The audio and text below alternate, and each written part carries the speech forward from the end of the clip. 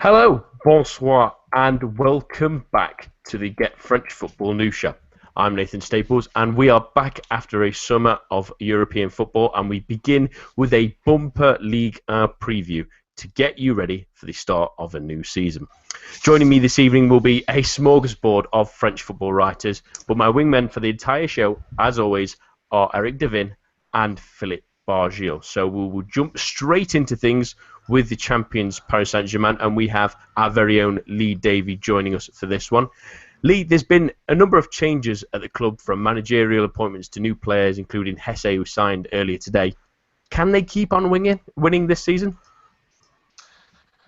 Well, I don't see no reason why not. I think the financial power that they have would state that they've got such an advantage over the rest of the chasing pack. I think they will continue to win, but I don't see PSG doing another quadruple this season. I think there's various reasons for that, which I'll touch on. But really pleased to see, actually, this season, some of the changes that have happened at PSG. Firstly, starting with the manager, much needed change. I think Laurent Blanc took the club as far as he could under his leadership, and it needed a fresh approach, some new ideas, and certainly in the acquisition of Emery, somebody with some European pedigree.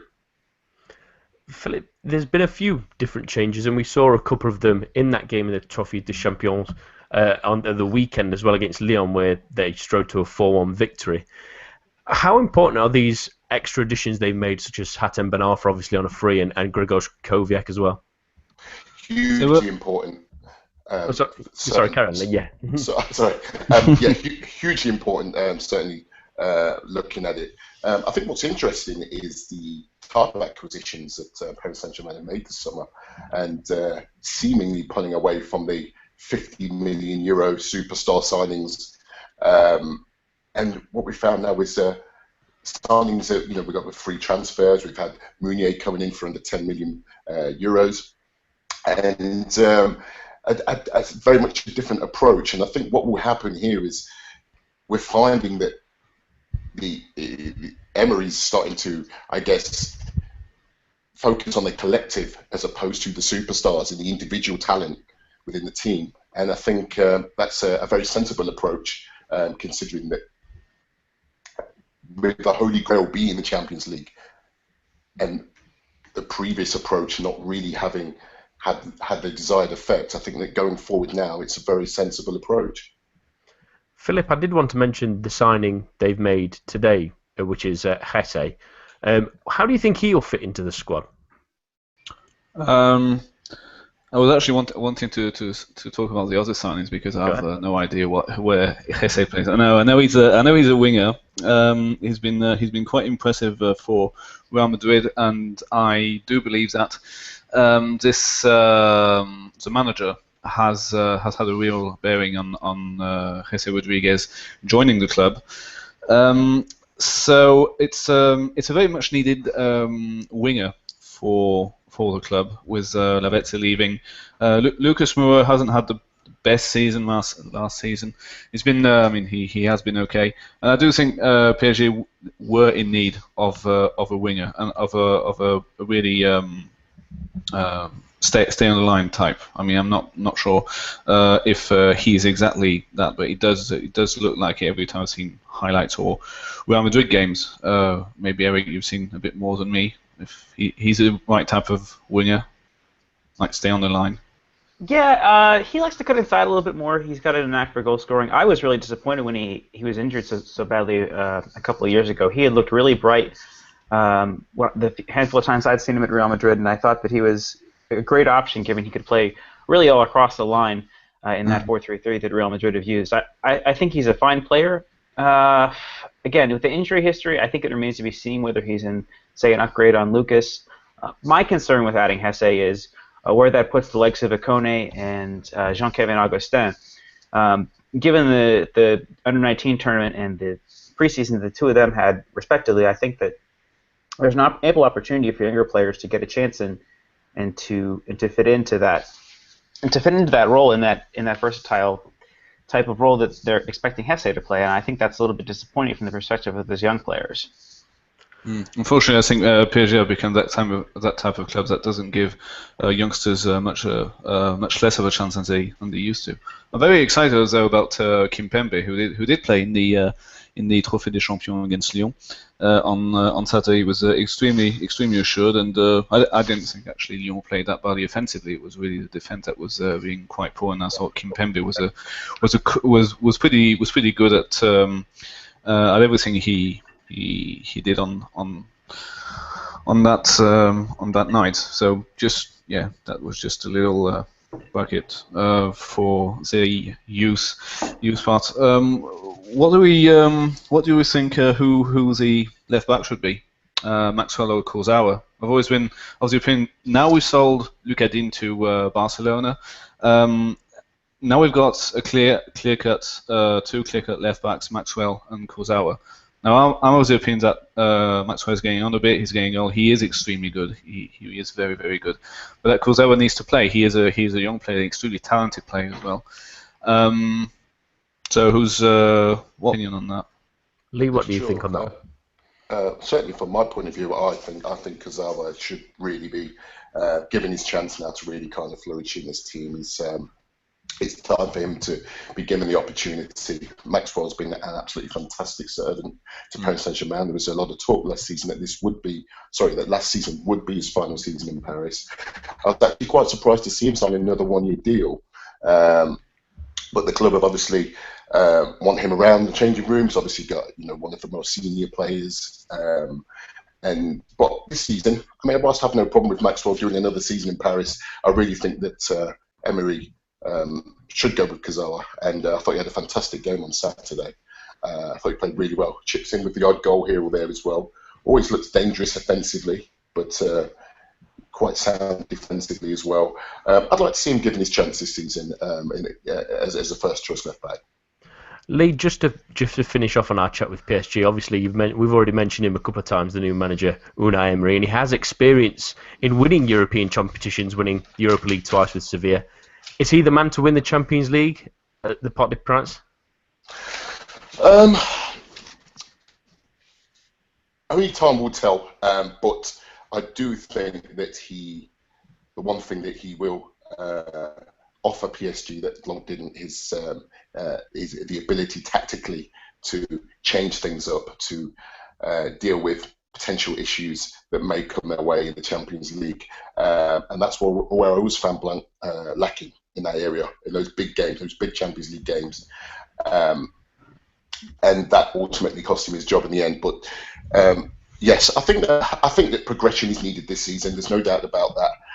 I think if you said to PSG, the guys at PSG this season, would you give up one of the domestic cups to go a step further in the Champions League? They'd do it. They'd want that. That's the be all end all now. He has to take PSG to at least the semi-finals this year, and obviously that's hugely dependent on the draw. But there's no reason why they can't do that this year. I've got a lot of faith in the team collectively now, and as long as Cavani can find the net and the three that should probably be sitting behind him can assist with that, I think PSG really can. I think they can move forward. Anybody can win the Champions League. Again, it's draw dependent, and anybody can win a one-off game. But it's a tough ask with the way Barcelona are playing, and Bayern Munich and Real Madrid are always going to be there. But fingers crossed. Hopefully this will be the year. The chairman has actually confirmed that Hesse is PSG's last transfer dealing of the window. So PSG are effectively going with just one proven centre forward for the whole season. Which Make of that what you will. That'll be the interesting part of it. Thank you, Lee, for joining us this evening to chat Paris Saint-Germain. And we switch gears a little bit now to talk about a couple of Ligue 2 teams that have come up this season in Dijon and Nancy. And joining us for that is Max Wools of Football Radar for France. Thank you for joining us, Max. Hi guys, how you doing? Very well, thank you. So let's talk about Dijon first, who finished second in the league. They've had some interesting moves, keeping some of gaining some league experienced players. How were they last season, and do they have what it takes to stay up? Dijon were a very attractive side to watch last season, so I was quite pleased to see them go up in the end. And the key strength is their attacking flair out wide and up front. Sammaritano is a key player. He's inventive, creative, always looking for inroads on the left wing. Jeremy Bella is another player. Unfortunately, last season his campaign was a bit injury hit, but he's a very direct player, likes to get on the ball, run at defenders.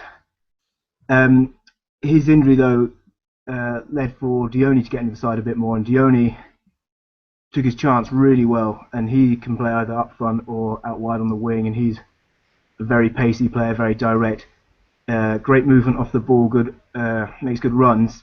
Finishing not the best, but he's the sort of guy that creates lots and lots of chances and eventually puts one away. So they're pretty dangerous going forward. I mean, you'll add Amalfitano to that list as well. Tavares up front is a bit hit or miss, but he can cause problems. So the real question will probably be whether they can be solid enough in defence. And a big part of their success last season was Christopher Julien at centre-back. And fortunately he was only on loan last season, so they weren't able to keep him. They brought in Jordan Lotties in the January transfer window last season. I think that was with an eye on replacing him this season. But I think they look a bit short in cover in that area. They wanted him or Varroa to pick up an injury.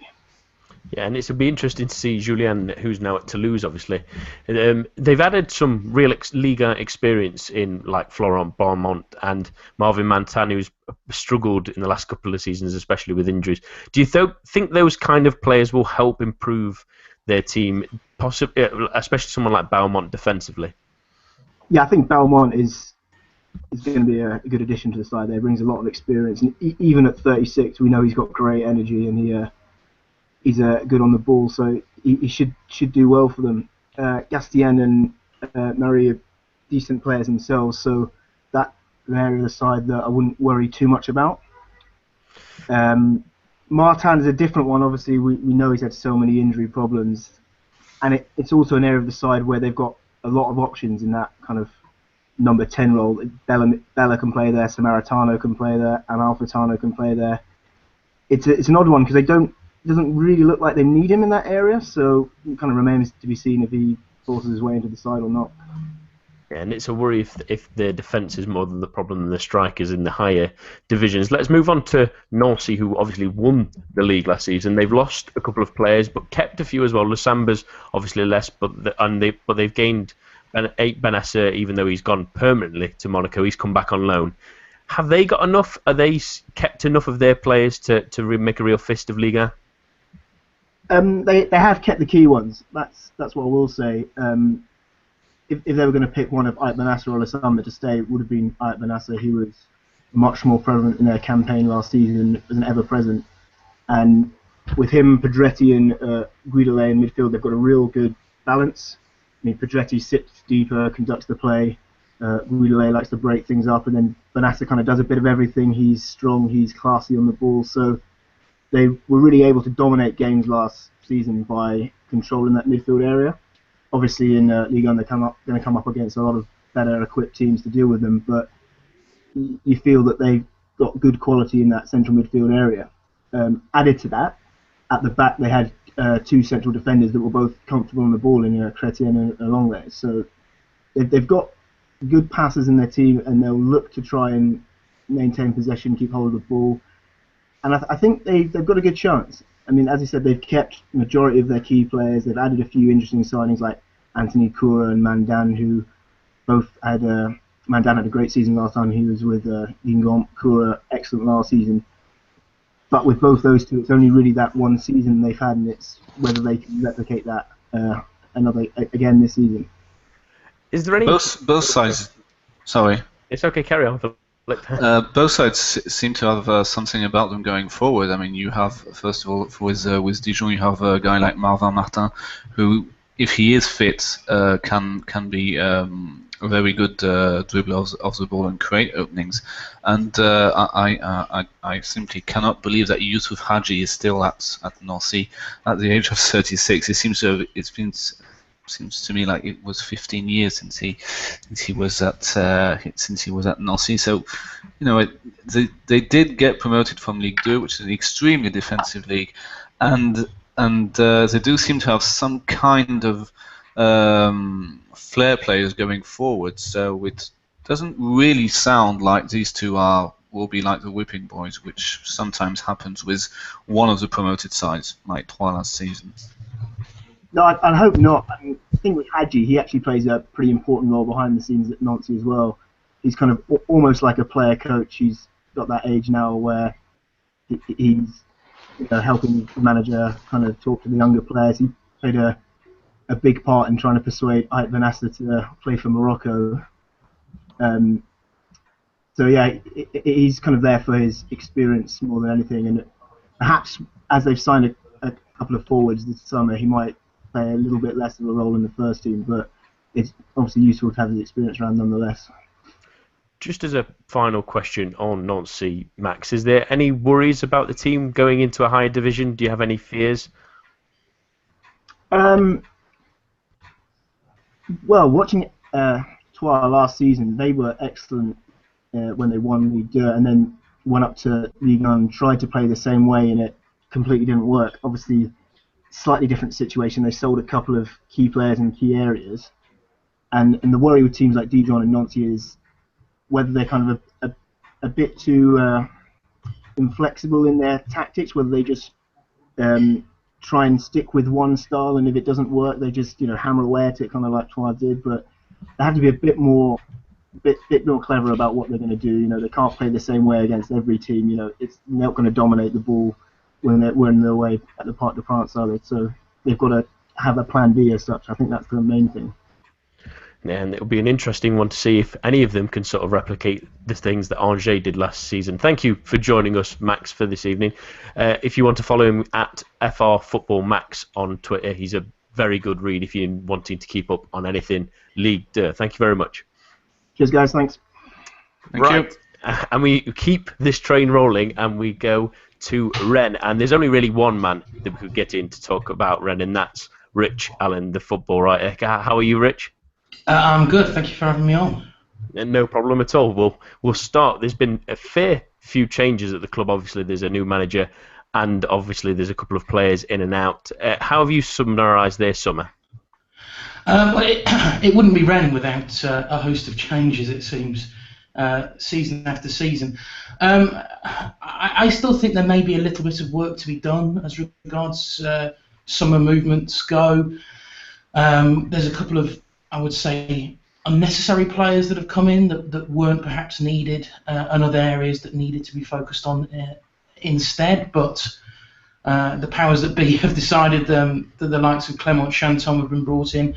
I'm not overly sure exactly why he's been brought in. Centre of midfield was not an area that we were overly, was not an area that I would have identified as a major cause for concern. Paul Nardi brought in on loan.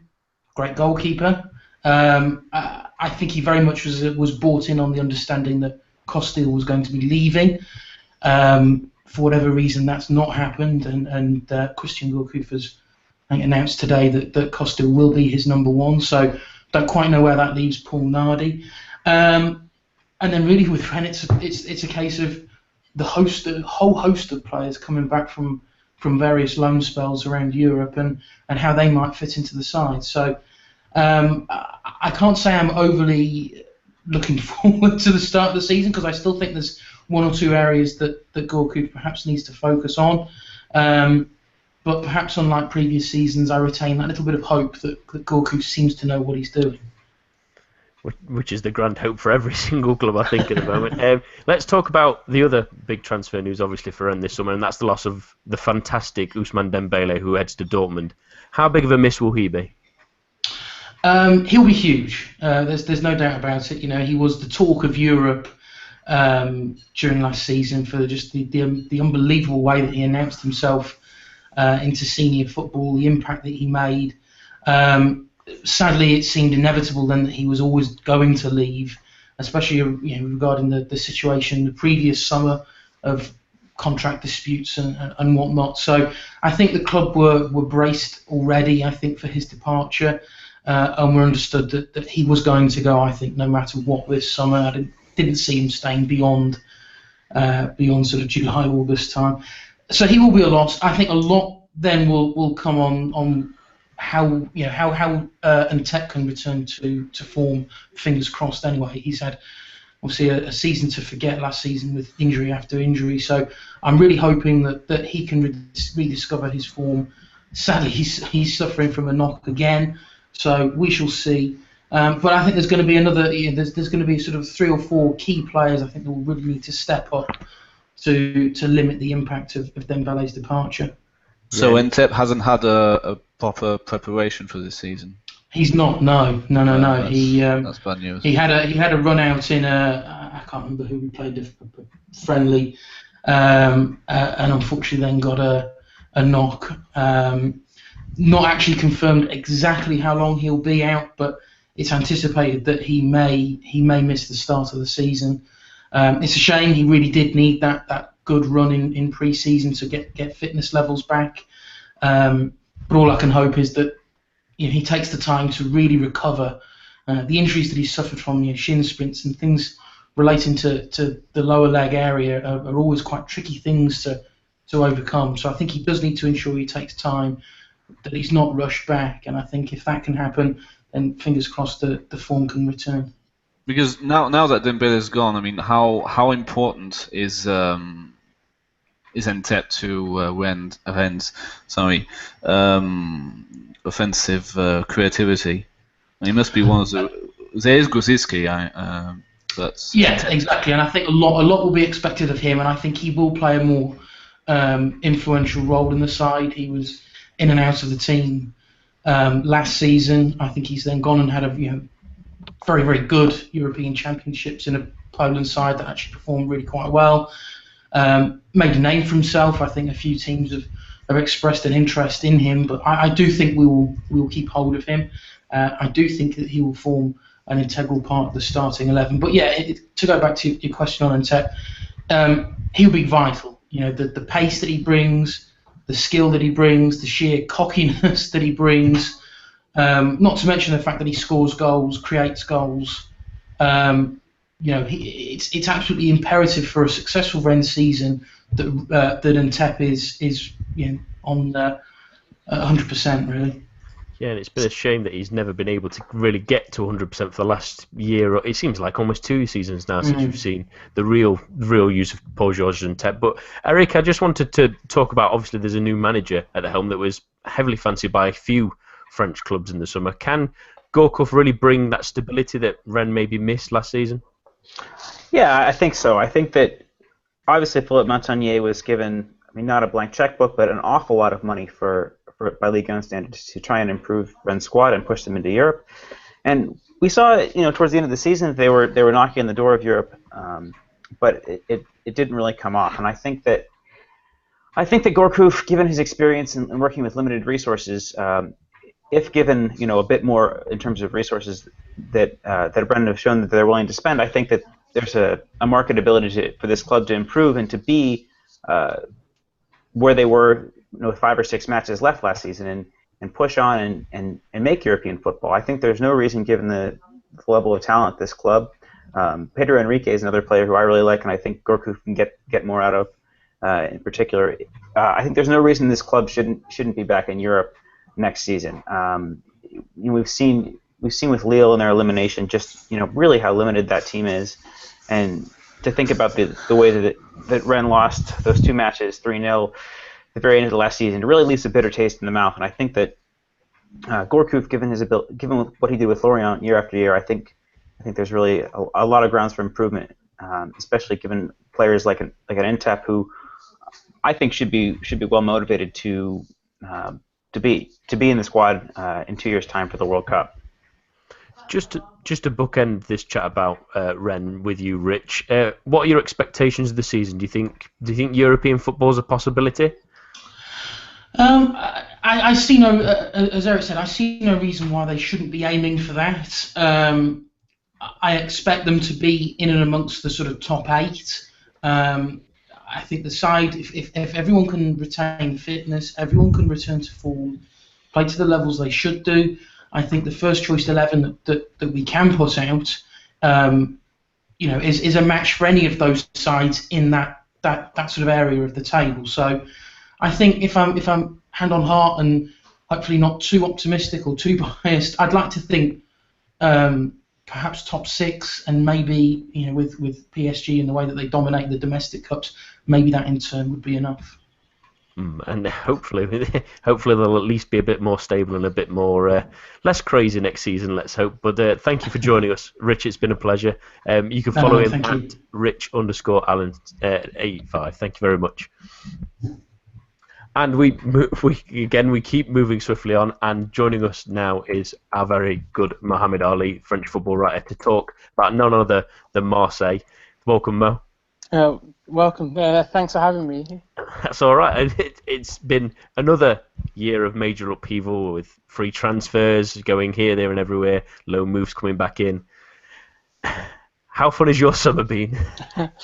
Thankfully, I've been away for the majority of the summer, so I haven't really been been up against looking at the news and the developments that have been happening. Hasn't really troubled me that much, but obviously, the closer we get to the league season, the more palpitations I'm suffering at the moment. But yeah.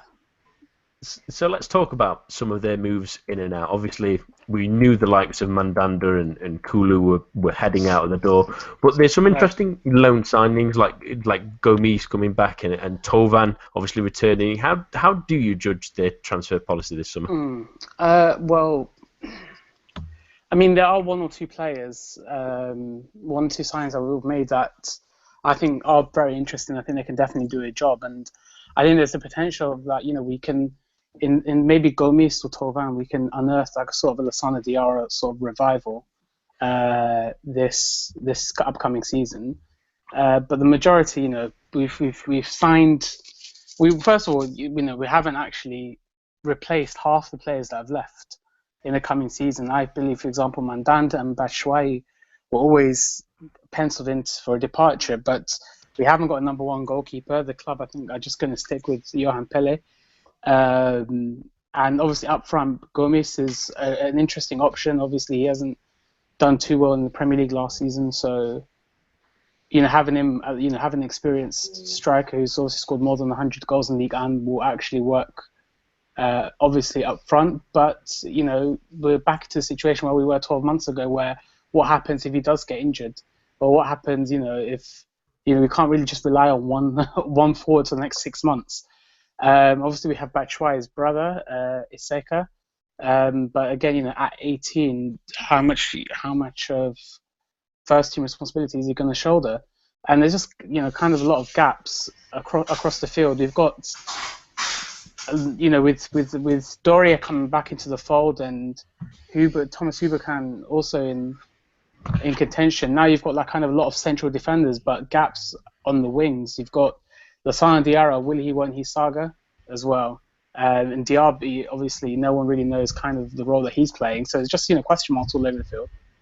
It never seems to end sometimes for Marseille. Yeah. Let's talk about their managerial situation as well, because obviously there was hopes that they would be bringing in a bigger name, but they haven't materialised. We're still waiting on the deal to sell the club as well. It's becoming a little bit of a merry-go-round, isn't it? Yeah, I think possibly in that regard things are a little bit more clearer, even if it is quite a pessimistic scenario to be in. Obviously, we did think that there'd be a manager coming in June, at the culmination of the season that's just gone by. But given Passy the role until the club is sold, I think that's just the sort of direction things are going in. And I think it's just it just epitomizes kind of the stale nature of where the football club is at the moment. I think that until the club is sold, which could take anywhere from months to a year or two, I just think in that period that we're in at the moment, things are just going to be stale and static. If there are departures, depending on the club's performance, the ones on the higher salary will leave. They are replaced by cheap options, and then the cycle will just continue and continue until there is a culmination in the buying process. Philip, is there a genuine worry for Marseille fans this season that they could be in for a fight? I don't think so. I think the expectations are not very high this season, and that they got the. When you look at their squad overall, it's basically players out of the academy, and doing some quite astute business. I think having players like Bedimo, Gomes, or Sakai at the club, it's a good quality of play. Thauvin is back also. So it's really is a season where you really have to explain to every single Marseille fans, just don't get your hopes up and just be happy with what we're going to do, because we don't have any money. We're up for sale. No one has bought us yet, and until then, we can't really do much about it. That is an interesting point you raised, and I think for a neutral supporter, I think it's pretty easy. Looking on paper, you've got upwards of a 60% reduction in budget. You've got the lack of income coming in. If you just look at it in comparison, but then this is a club that before this kind of period has finished second or third for 5 of the past 7 seasons, but not discounting the last campaign, and before the Bielsa era as well. And now you're gonna have to make do, because I think this current squad on paper, reaching the top 10 will be a significant feat, in my opinion anyway. Yeah. We were in a pretty bad position 12 months ago, but then no matter who the club sold, no matter the turmoil they were in, you had a very high potential striker. You still had an iconic goalkeeper. You still had a defender in Nkulu, for example, who on his day was actually really, really one of the league's best. And Lassana Diarra as well, who obviously once his revival kicked in was a very, very important player. But now you've got none of those people, and you're in a very, very dire situation. Also, the club, you've got a half empty stadium. There's just been reports coming out that season tickets have barely passed 10,000 for a club that normally achieves 35, 40,000 season tickets. So I think this just the environment we're going to be in when the league kicks off at the weekend is just going to be a very, very different Marseille, really. Yeah, it's going to be very interesting. Let's talk about some of the maybe a couple of positives and some interesting moves. Eric, they've gained players like Hiroki Sakai. I'm looking at Bedimo and Mashash from Toulouse is an interesting one. They've got possibly some hope there of building a decent side. Yeah, I think so. Personally, for me, what I would like to see Marseille do is be a little bit more defensive. I think that in watching a couple of their friendlies, the defense was just really, really looking poor. Balls over the top were undoing them, and it just didn't seem to cohere defensively. And we know that in Ligue 1, it's often a very defensively oriented league, and that was the trouble for me. I think that Sakai, from what I've seen of him, I'm really not impressed. I think that I wish that they kept JJ for me, honestly. I think that for the money they got for him, it doesn't really seem worth it to have brought Sakai. I know he's an international player for Japan, but I mean, let's face it, he's coming from a team that was one of, if not the worst, in Germany last year, and I don't think that he has the class to carry Marseille forward. Further forward, I think that the team has a lot of good options. I really like Bounassar. I felt like he wasn't given much of a chance. I know he's not as exciting going forward as someone like maybe Romain Alessandrini or Florian Thauvin, but I think he's a really hard worker. George Kevin Nkudu is still with the club, but it seems like he's going to be going to Spurs. I think, Mo, I don't know if you've heard anything. Yeah, no, I think Isn't that confirmed? Not at the not. moment, no. It's in limbo still because of a number of issues. But that probably would go through in the next week or two. And I think Marseille obviously preparing a future without him, given the fee involved. So I think they've. You don't expect him to play on Sunday? I don't expect him to play, no. And he hasn't played in the Frenner, and some reports have actually said that he's in the UK still. So therefore, he's nowhere near the first squad at the moment. He might be just waiting Yeah. for that move to Spurs, really. But we'll finish off this talk, really, with your prediction, really, Mo, of what are your expectations for the season? Are you just hoping for maybe a little bit of stability for a change? Yeah, I mean, obviously there's still, 20, 23, 24 days left of the transfer window, and obviously anything can happen. What I'm a bit, optimistic about is kind of the new management that's in charge. Obviously, there's been a hierarchical change at the club. Maybe it can make for a couple more smarter moves, and I think the club have, in the media at least, have actually come out to acknowledge that they haven't got no money, and the money that they do have, they need to be smart about it. But that said, at the moment the transfers that have come through, not really, inspired choices. I think, as Eric said, Sakai is. I frankly don't understand why that signing has been made, especially that you've had Jajeja and also Manquillo the option to bring him back on loan as well. But like I said, top 10 would be very, for me at this point, at this stage, considering that we're 6 days away from the start of the championship. I don't think that this squad can break the top 10. There's plenty of better teams in Ligue 1. Like Nice have had an interesting window. Bordeaux, even, who are normally really, really bad in the summer, with the signings they've made, they've done some good business as well. And obviously you have your the unusual challenges and the usual teams that are up there. The Marseille, the defense looks very shoddy. The goalkeeping situation has not been resolved. Gomis up front, yes, that's an option, but then the chances that will come in, and obviously there's still the question mark of how many more departures. Rolando could still go, Alessandrini could still go.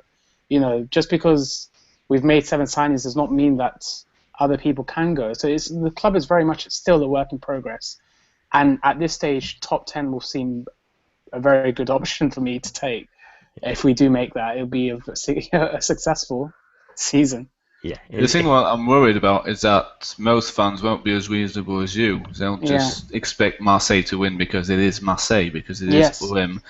And the crowd, no matter how few fans go to the ground, will automatically boo poor performances at home, and everything will result in Marseille again being that kind of side who are better on their travels, because they will probably have more fans away from home than at home. And with all this expectation, I just don't think a lot of people understand that what Marseille, the best Marseille can achieve with the current squad is maybe top 10 or 12. I mean, you never know. I mean, you could still it could still be the fact that now this is a side that knows their place, and you could come in for like some really interesting performances, and but it has to be. I think for the team, if the team knows that its quality isn't as high, there has to be really good management, and obviously there's not management in place to get the best out of the players. So it's kind of mediocrity, just trundling along for the next 10 months for when the sale is completed. A revolving nightmare, it almost seems. Yeah. Thank you for joining us again, No Mel. problem. Thanks again for having me. That's all right. You can follow him at Muhammad Ali _93. We'll change gears again here and talk about another team that have had an interesting summer, really, in Bastia. And Philip, they've lost a couple of players, like Flor Daite, he's gone to Fulham, but they've brought in some interesting sort of replacements in Tievi, Enzo Civelli and Lenny Nongis, as well as coming on loan from Lille. Can they gel together to make an interesting side this season, or are they a little bit of a worry for you? I think it'll be a bit more of a relaxed season for Bastia. The NCG, so the financial watchdog of the league, has finally decided to stop watching over their wage budget, as Bastia did not spend a penny this summer by taking all these players on loan. Bifuma was out of contract at Espanyol, so was Cabral at 20. And the others were loans. Crivelli is on loan from Bordeaux, Nangis from Lille, Saint-Maximin from Monaco, and they sold for 4.5 million, which is a lot of money in the shall we say, the smaller parts of Ligue 1 for a side that is accustomed to finishing in the bottom 10. They haven't finished above 10th place in the 4 seasons they've been there. They did finish 10th this season. So I think if you take this into account, you get probably an organisation that will function a bit more freely with the managers that hasn't changed, and with good players taken on. I think Saint-Maximin will gain from his experience at Hanover. It was not an easy experience, but I think for such a young lad, it will be quite rewarding mentally, I would say. And Norgis and Bifuma are also good players, so I reckon they've got something about them, something going about them, and that they've kept all their experienced defenders like Pebeane, Schilacci, and someone else I'm forgetting. Sioni was okay last season as well. So the structure of the squad has remained, and they've added those 3 loans, promising players. So I think it'll be okay. It'll be pretty much the same as last season. Nothing to write about, I would say, from Bastia. Yeah, they've like we've already mentioned, they've made some interesting signings, especially to try and bolster their replacement of those kind of players. So they have obviously a very strong home advantage, but with a number of clubs improving around them, are they solid enough at the back to ensure that they can definitely stay up this season? Yeah, I don't see why not. I mean, the structure hasn't changed, and the defenders have gained 1 year in experience. So we all know, everybody that's coming on the show this evening know that it is quite a defensive league, and that if you do defend well, you've done 50 to 75% of the job, and Bastia can do that. But they obviously don't have the resources, the finances, or I think even the ambition to go a bit higher than mid-table. It could be one of those sides, but I don't have them as favourites to go down. And it will be interesting for them following on from what was ended in a reasonably good season. But we'll move on now to Nice, who had a spectacular season last season, really, and really impressed on a number of fronts. Eric, they've had a new manager. They've lost a few players this summer. What are your thoughts on them heading into this season? I think that Nice are pretty well equipped to change things around. They've got an exciting new manager in Lucien Favre. I think that, again, they're not going to be the same team as last year in terms of what they can do simply because of player personnel. We have Nampalys Mandi had gone to Leicester City, but there's a ready-made replacement for him, in my opinion, in Remy Walter, who arrived last season in the winter window. I think he's a really impressive player. And there's the likes of Ricardo Pereira, a younger player who can come in and right back. Valentin Esserix back from Saint-Etienne on loan. William Cyprien's been brought in as well. So I think that we'll see probably maybe not quite as attractive football from Nice, but again, there's a lot of really impressive and promising young players that I think have a lot to look forward to for this club. Saïd Benrahma is back from Angers. William Cyprien's been brought in from Lens.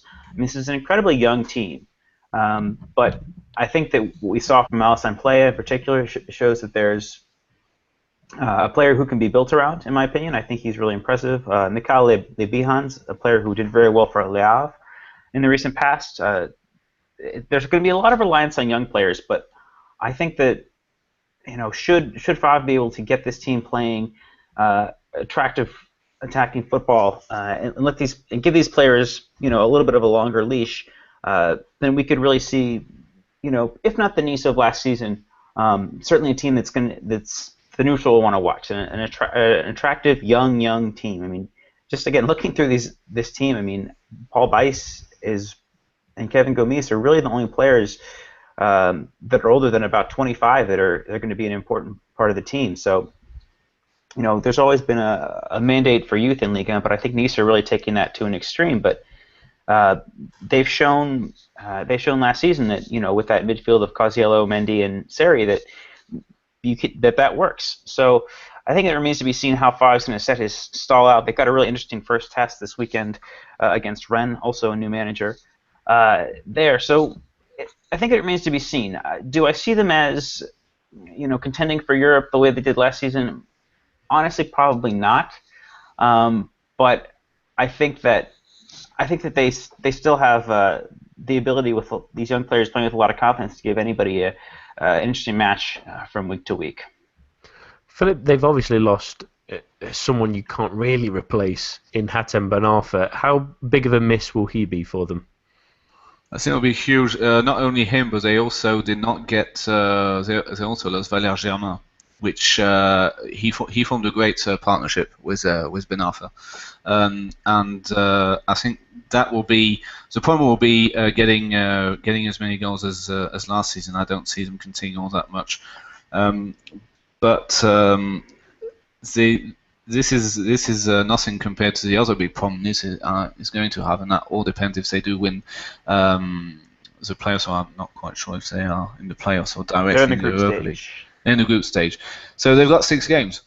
They've got 6 games to contend with that the other sides don't have. And the president of Nice did state that he wants 3 or 4 more players to compete in Europe. And I just don't think the club is ready for that. Again, it's the ongoing debate of, can a club go into Europe? Do they have the budget? Do they have the squad? Right now, Nice don't have the squad, and I think it will be detrimental to their league form. They'll probably have a great second half of the season. Great, probably not as good as last season, but fine. But I really do believe that they will have a lot of trouble emulating last season. There's also Jeremy Pierre, who's left for Southampton, and he was quite good as well. He was quite versatile.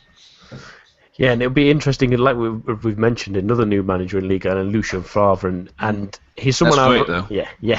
I was just about to mention that I've mentioned on our preview show to Eric that he's one of my favourite managers in European football, and I think he'll not only bring that defensive solidity that maybe sometimes they missed, but although they were relatively good defensively, he will add a nice counter-attacking threat. Although he might not be as attractive as they've been, but it's an interesting time for Nice, isn't it? And I think it's with so many good young players and still interesting in that regard. It'll be interesting to see how they end up going in the coming season. But we'll move on now to Montpellier, who Philippe have lost a number of players in the middle of the park, and they struggled for a lot of last season, recovered but struggled towards the end of last season.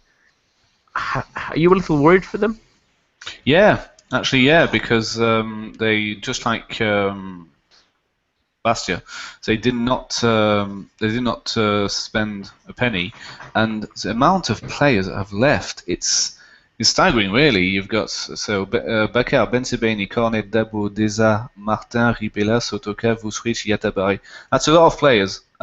And when you look at their squad, it really is extremely thin. I think it's a thinner squad of the 2020 Ligue 1 sides. I really see them having pretty much the same scene as last season, where they were in and around 17th place, 18th place, basically the relegation places. But then at the end of the season, they finished 12th, so everybody will say, oh well, it wasn't so bad. But Montpellier were among those sides that could have been sucked in that bottom three zone, and I do see them struggling quite a bit, even though Frédéric Hans is a good manager, due to having such a thin squad. And the thing is, I see this happening, but I see Nicolas, so the Montpellier chairman, putting money on the table in January so that they can get players on loan and get out of a potential rut. But as it stands right now, yeah, Montpellier are probably destined for struggle, and it really doesn't send the right message in terms of ambition from Nicolas or the whole club, basically. And it's interesting because I mentioned that they've lost two midfielders, and they're two relatively big ones in Brian Darbow and Jonas Martin, both leaving for different clubs. How For big of a money as hole? well. I mean, Yeah. Montpellier did sell because they got 7 million out of the two of them, and so you can understand that, but replace them. Yeah, because it's left like a gaping hole in the middle of the Absolutely. park. I mean, I think they've got more forwards than midfielders. Yeah. Which is I would argue that I actually like Montpellier's midfield. We have Jim El Saï, Elias Shkiri, Georges Marveaux, Morgan Sanson, Paul Lan. There's a lot of really impressive players for this Montpellier side, and I think that if they're to operate maybe say in a 4-3-1-2, they don't have any European competition or cup competitions to worry about, at least until the Coupe de la Ligue starts. So they'll get a chance to work out a system, I think, that'll suit them. I mean, we saw Bordeaux play a similarly impressive 4-3-1-2 2 seasons ago. They kind of given a free roll to Wabi Kazri. If they can do something similar with Hirad Boudabous, who I think really improved as the season wore on last year. You've got Ninga and Berigo ahead of him, as well as Suleiman Kamara. I think that to give a front three run of the park and to let the three defensive midfielders sit, with Sanson joining in the attack on occasion, I think that Montpellier, again, they're like they are every year. They're selling players, but they always seem to be in the mix and to finish higher than one would expect. For me, I think the questions might center around how the team are going to function in defense. I mean, Hilton again is fantastic, but I mean he turns 39 in a month's time. How much longer can he keep up? They've got some interesting young players. Nicolas Saint-Roux is coming back on loan. Daniel Congre is still at the club. William Remy was brought in last season, but I think defensively is where I would be a little bit more worried for the team. To continue to rely on the likes of Hilton and Congre, who again is 31. He's not exactly young. That to me is a little bit more worrying than midfield or attack. And if there's worries for you there and there's worries for us in attack, it's always there's quality minor of the alarm bells. midfield. It's more the depth, the squad depth. This is what I'm worried about. Actually, all the players you mentioned were there last season and had fine seasons. It's just that it is 38 games. You've got 2 cups. I think they're going to need a bit more to be comfortable this season, even though they were not actually comfortable last season. For most parts, being 16, 17s. No, I mean, how many matches did it take them to even score? It was 5 or 6 at the start of the season. Yeah, that's why. I mean, but I'm quite confident that the club will do what is needed to be done in January if there is a problem. Yeah, because they've got experience in that. They're like the Coventry of the Premiership, if you will, or the Coventry of the 90s. Yeah, I was going to say not the Coventry now. I wouldn't imagine. No. And let's switch gears really to a team that aren't going to be facing any relegation problems, and that's Monaco. Eric, we've seen them a few times already this season, having already gone in Europa League action. They've obviously had some interesting additions and the return of Falcao and Germain up front. Have they got enough to challenge PSG? I mean, I think we saw from the Trophée des Champions that PSG are really a force to be reckoned with this season. They spanked Lyon without 4 players who I would assume would start, that being Marquinhos, Thiago Silva, Verratti, and Krychowiak. And Monaco, I think, have a good chance of challenging Lyon for second, but challenging for the title, I don't think so. I think that Monaco have had a really impressive offseason. I think that they've been aggressive in buying players. They've brought 2 of arguably the most attractive young French fullbacks in Benjamin Mendy from Marseille and Djibril Sidibe from Lille. They seem to be growing in confidence through the friendlies and the Champions League qualifiers that we've seen so far. Kamil Glick from Torino, not cheap, but I think a necessary addition to this team. Jemerson's still developing, at center back, that is. Andrea Raji, is probably past his best. The same with Ricardo Carvalho. But between Glick, Jemerson, and Marcel Tisserand coming back from Toulouse on loan, I think the defense looks to be much improved. I think that 2 seasons ago, when Juventus were getting to the Champions League quarterfinals, when Monaco were getting to the Champions League quarterfinals against Juventus, the defense was something they could really rely upon. Whereas last season, Monaco were not really that impressive defensively. I think that the management has really been aggressive in terms of addressing this. I think that they look a lot more solid at the back. I do worry about central midfield. Fabinho and Bakayoko had a pretty impressive match last week in the home leg against Fenerbahce, but there's rumors still swirling that João Moutinho will be sold. He wasn't included in the Champions League qualifying squad against Fenerbahce. Now you could argue, okay, that's because he's coming off a tournament with Portugal, but it's important to note that Ricardo Carvalho was included, and he had likewise played in the tournament as well. So I think whether they can keep Fabinho and Moutinho will have a lot to do with that. Jardim has adapted to a 4-4-2, and having Falcao and Germain up front. Falcao is injured for the time being. He's got a lot of options still, though, to continue playing in that formation. Guido Carrillo came on for Falcao. Not sure if he's the answer. The youngster Corentin Jean and Wagner Love are also options if he wants to persist in that formation, but he can also go back to the 4-2-3-1 that he used last season. Bernardo Silva is still shaking off some rust off after a long injury, but along with him, there's Adama Traore, Thomas Lemar, Kylian Mbappe, who had a fantastic Under-19 European Championship. I think we'd expect to see a little bit more of him. So for me, I think Monaco, even if they do end up selling Moutinho and/or Fabinho, definitely have the tools to be more impressive defensively this season and be equally as exciting going forward. I think in Lemar, Mbappe, and Silva, they've got three of the most exciting creative players in the league, and with that improved defensive solidity, honestly, at this point, I probably would make them favorites for second over Lyon, given the exertions that Lyon are likely to be making in the Champions League. Philip, what do you think about Monaco this season? I mean, especially someone like Falcao coming back. Can he rediscover that form that we saw a couple of years ago, or do you think it's highly unlikely to see him reach those kind of levels again? I also ask quite a few Chelsea fans. I wasn't really impressed by his performance in the first leg against Fenerbahce. He got he did. It was a good finish from quite a bit of a blooper from Skrtel, but I dare say that Monaco season is going to be basically the same as the one that we just saw, extremely solid at the back, and as Eric rightly said, the two full-back acquisitions, so Sidibé on the right, Mendy on the left, are extremely good, and I thought they were quite good against Fenerbahce. I would actually expect more of Germain this season than last. Than Falcao, actually, in terms of creativity, taking the ball forward, and etc. etc. So I wouldn't be surprised if Germain actually scores more goals than Falcao this season.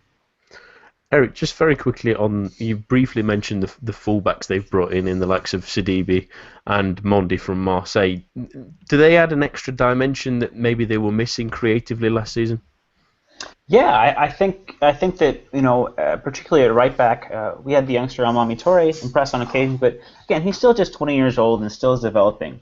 I think that the chemistry that Sidibé and Diarra are already showing in that 4-4-2 means that there's going to be a lot of chance for Sidibé to overlap and cut inside and get the ball into the area with ease. Mendy, prefers to cross the ball rather than to dribble with it, but I think that he'll have to work a little bit harder than Sidibé will. I mean, Sidibé is 2 years older than Mendy. He's a much more established player.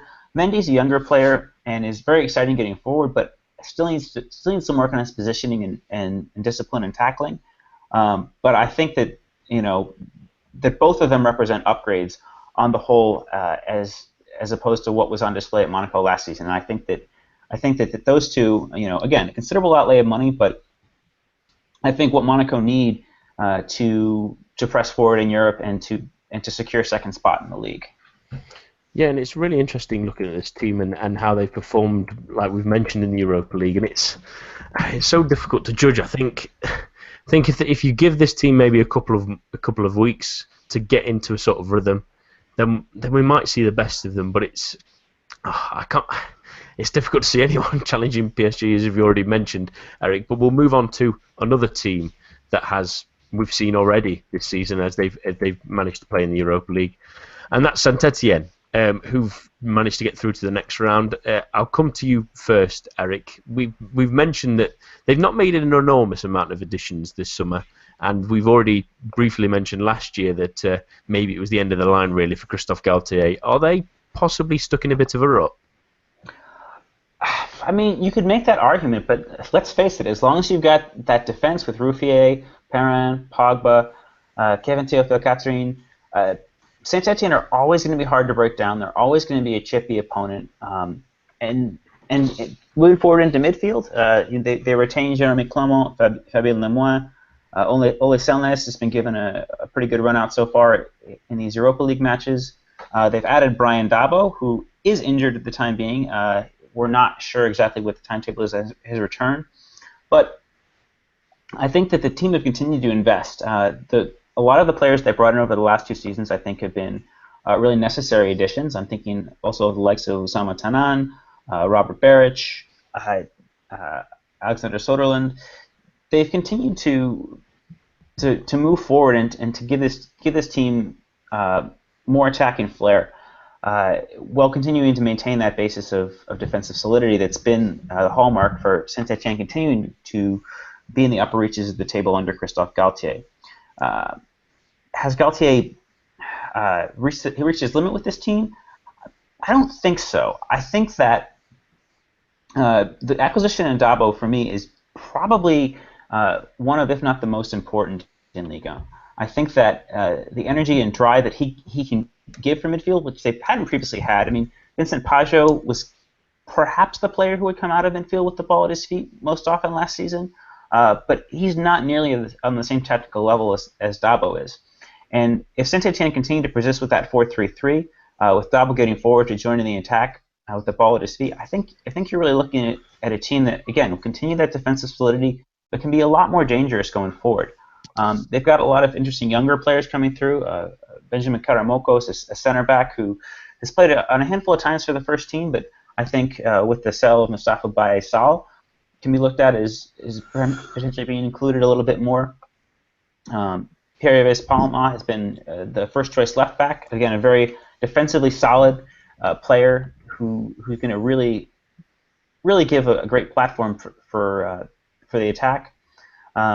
Romain Amouma, Oussama Tanan. There's a lot of intriguing young players who continue to develop here. Jonathan Bamba is coming back on loan from Paris FC.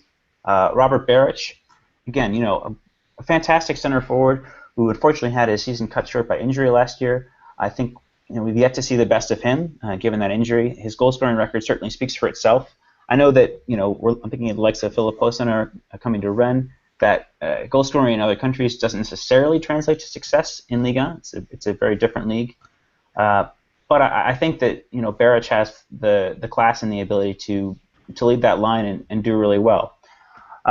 So I think that Saint-Etienne, should Lyon or Monaco stumble, this team for me looks the best equipped to swoop in and get that third spot. Right now, I'd make them probably favorites for fourth spot. But again, they've got a pretty interesting test this weekend against Bordeaux. But I think that they've continued to buy smartly, to buy under the radar players who are really phenomenal talents, who perhaps due to playing for lesser clubs of lesser visibility. I'm thinking the likes of Tanan and Dabo in particular here, that they don't perhaps have the reputation that's deserved. I mean, Brian Dabo had spent some time in England with Blackburn, I believe, and didn't really impress there, but that was going back 3 or 4 seasons. Now he's 24. He's a more mature player, and I think Saint-Etienne look a really complete side heading into this weekend's first round of matches. Well, joining us now for a little bit of chat again with Saint-Etienne is GFFN's own Tom Scholes. Welcome to the show, Tom. Hello. Thank you. Hey, Tom. Yeah, Hello. it's good to see you.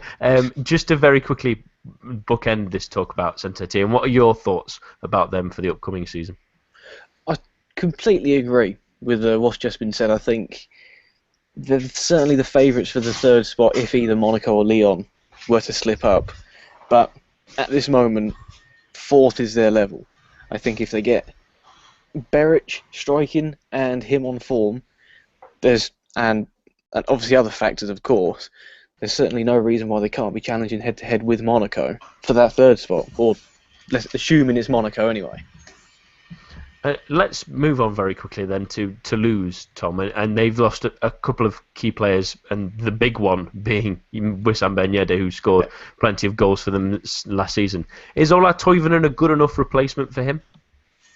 I think it'll be a lot for him, for Toivonen to come in to replace the goals that Ben Yedder's brought to the team. I mean, losing such a key player before this season, it's going to affect anyone. The goals return he's given them, it's almost impossible to replicate. For Toivonen coming in, he offers something different. It might be a change in style for the team. If Bent Braithwaite was to stay at the club, maybe he could push on. Maybe he could be the goal scorer for the future. I think Toivonen, I mean, he spent last season on loan at Sunderland, and he didn't really get a kick in. So to expect him to come in to replicate or replace what Ben Yedder's done is nigh on impossible. But of course, only time will tell what happens there. I think he'll certainly look to strike up something with Braithwaite, and maybe, as I said before, Braithwaite will be the one to get the goals rather than Toivonen. Maybe that's how it goes this season. And it's interesting to think that they obviously survived just on the skin of their teeth on the final day of last season, and there's not been an enormous amount of movement coming into the club, and a couple of players, well, we've already mentioned, going out. Is Pascal Duprat enough on his own to try and motivate this team into submission so they can stay in Ligue 1 again? Well, I think we've all seen that video of him talking to the squad. He's certainly no pushover. I think that's the best way to put it. Whether he can push them further than just relegation scrap, maybe, possibly, but it's going to be tough for him. It's going to be tough because they've lost some key players. They haven't really brought in players that will replace them. Maybe that suits what they're going for, but at this moment it doesn't look like they're on course for anything other than a repeat of last season. And that It all depends how they start as well, because last season was absolutely catastrophic under Harry Baget. I mean, they did beat Saint-Etienne at the first on the first day, but then they went on an absolutely horrible run, and it was a disaster from here on end, and it was only salvaged by this great win at Angers. And I'm looking at the opening fixtures. First game at Marseille, second game home to Bordeaux, the Garonne derby, and third game at Saint-Etienne. That's not a very great start on paper, so I think it will really depend what they do afterwards. Then they've got Bastia, Guingamp, Lille. Okay, they've got PSG, so they'll probably lose that one. So I think this is the first 6 games will really make or break their season. But just like anyone, they really need to get points on the table as fast as they can. But my opinion is that having Duprat for a full season is even better than having him for just a bit of a season, and that he'll probably see them safe. They can hope. Yeah. He could speak anyone into that position, I think, he taught last season. But thank you, Tom, for joining us this evening. You can follow him at Tom Scholes 316. We'll move on to the final of the promoted clubs, and that's Metz. And joining us to talk about that is French football writer Jeremy Smith. Welcome, Jeremy. Hi, how you doing? Very well, thank you. It's good to have you on. So let's talk about your favourite club. They've lost a couple of players. They've made some interesting Liga experienced players to their squad. Can they stay up? I think they can. I think it's going to be a struggle, and if you gave me 17th place right now, I'd take it. I think they've definitely got a better chance than they did a couple of years ago, and they've certainly got a better chance than with the squad that's great promotion last year. So yeah, I'm feeling relatively positive. So, like we've briefly mentioned, they've brought in some experienced players to their squad, like Jan Jouf, Mervel Erdning as well, and Rai Coad coming into the squad. Is that enough for them to really pull this squad that maybe scraped in by the scrape of their teeth at the end of the Liga de season? I'd say it's not enough at the moment. I think they've got a reasonably good starting 11 now, but a lot, especially since a few of the players they've brought in are on the wrong side of 30, and they've already had 2 or 3 injuries in pre-season. They need more than that. They need a bit of a squad, and I think they've got a relatively nice balance at the moment of older players and some really good young talents. But those young talents are sort of really green. They've got very little professional experience, let alone Ligue 1 experience. So I think they need a little bit more depth there because, like I said, 2-3 injuries, and I think they're going to be struggling. Let's talk about some of the departures. Obviously, there's players like Krivets and Santos obviously have left with their contracts ending, and Mbakoto leaving to QPR earlier this week. How much of a miss will those kind of players be who really did help them in their promotion bid? To be honest, I think probably the only one that's a real miss is Mbakoto. The others were Krivets was really disappointing. We had really high hopes for him when he first arrived, and for some reason it just never really worked out. And then the others, Santos, Rice, Palomino, I mean, they all had good moments, but they're all part of this, or Palomino not so much, but Rice, Santos, they're all part of this weird sort of start to last season we had, where it seemed like you had to be either Belgian or Portuguese to get close to the team. So none of them will be massively missed, but Mbakoto is going to be a huge miss. He's kind of emblematic. He was, he came from the youth team. He was one of the players that we gave, we had faith in to get us out of the Nacional when we got relegated there sort of 4 or 5 years ago. One of the players that sort of took us up 2 divisions in a row, and last year he was our top scorer and I think maybe the top assister in the whole of Ligue 2. So he's a huge loss, and yeah, we could do with replacing him somehow. We've got some attacking talent there, but I'm thinking of more of Opanget and Ismail Assar rather than Erding, who I've never been entirely convinced about. But yeah, Mbakoto is going to be a miss. Yeah, I was really impressed by the signing he would get when he was back in Ligue 1 Valencia, and I thought he was one of their better players, and he resumed that in Ligue 2. It's a good solid signing that they needed, but it's going into the season. Is there any real worries about this season ahead? Is the defence strong enough? Do you think the midfield can compete at this level? The midfield is the area that I think most happy with. Coad's looked great in pre-season. Johan Joufre is, I'm biased, I mean, he's always been one of my favourite players ever. I'm just so happy he's wearing a Metz shirt. And yeah, like I said, we've got exciting players on the wings. We've got players like Doucouré and Manjek, who get stuck in the middle. We brought in Mole from Crete, who obviously they got relegated from Ligue 2 last year, but he did impress and he's looked good in pre-season. My concern is slightly going up front because I still think we need a clinical goal scorer, and I don't think Erding is that. I like him. I think he's a decent forward, but I don't think if you're relying on him to be the sort of main goal scorer for your team, I think that's a concern. And then defensively, it's a bit of a concern. We've lost both our left backs to injury already, so we've got a right back filling in. And at centre-back, we've only got basically 2 real starting centre-backs and, again, a couple of young kids. So I think that's centre-back is the area that most of the fans are really desperate for someone to come in. But yeah, I think we're a couple of signings short of feeling a lot more comfortable. But as I said, even with the squad we've got, as long as we keep clear of injuries, I do think we've got a more than fighting chance of staying up. Yeah, especially with the number of teams that are struggling for players. Thank you, Jeremy, for joining us this evening and giving us a preview on Metz. You can follow him at Jeremy Smith 98. He's always a great read. Thank you very much. Thank you.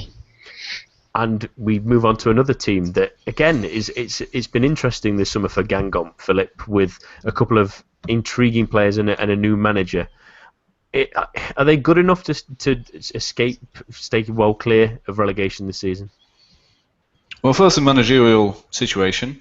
So Jocelyn Gourvenec has left Guingamp. He's gone to Bordeaux, which left the managerial position vacant, and it was taken on by Antoine Comboy. Now, I love Antoine Comboy from his PSG past, obviously. Not much has been done. I think the only money making deal was selling Jonas Lusel, the goalkeeper, to Mainz, and you do get a couple of quite astute moves. I reckon. I think getting Didot from Toulouse is quite intelligent. Getting Alexandre Mendy from Nice as well. A couple of Ligue 2 players, a couple of players from even lower division. So. Achabar from Luçon, so he was on loan, and basically not a bad window for Guingamp. Most of the players, I mean, won't ring a bell to many really, but it does show the ambition of the club, but that Guingamp had basically last season the season that they wanted to have.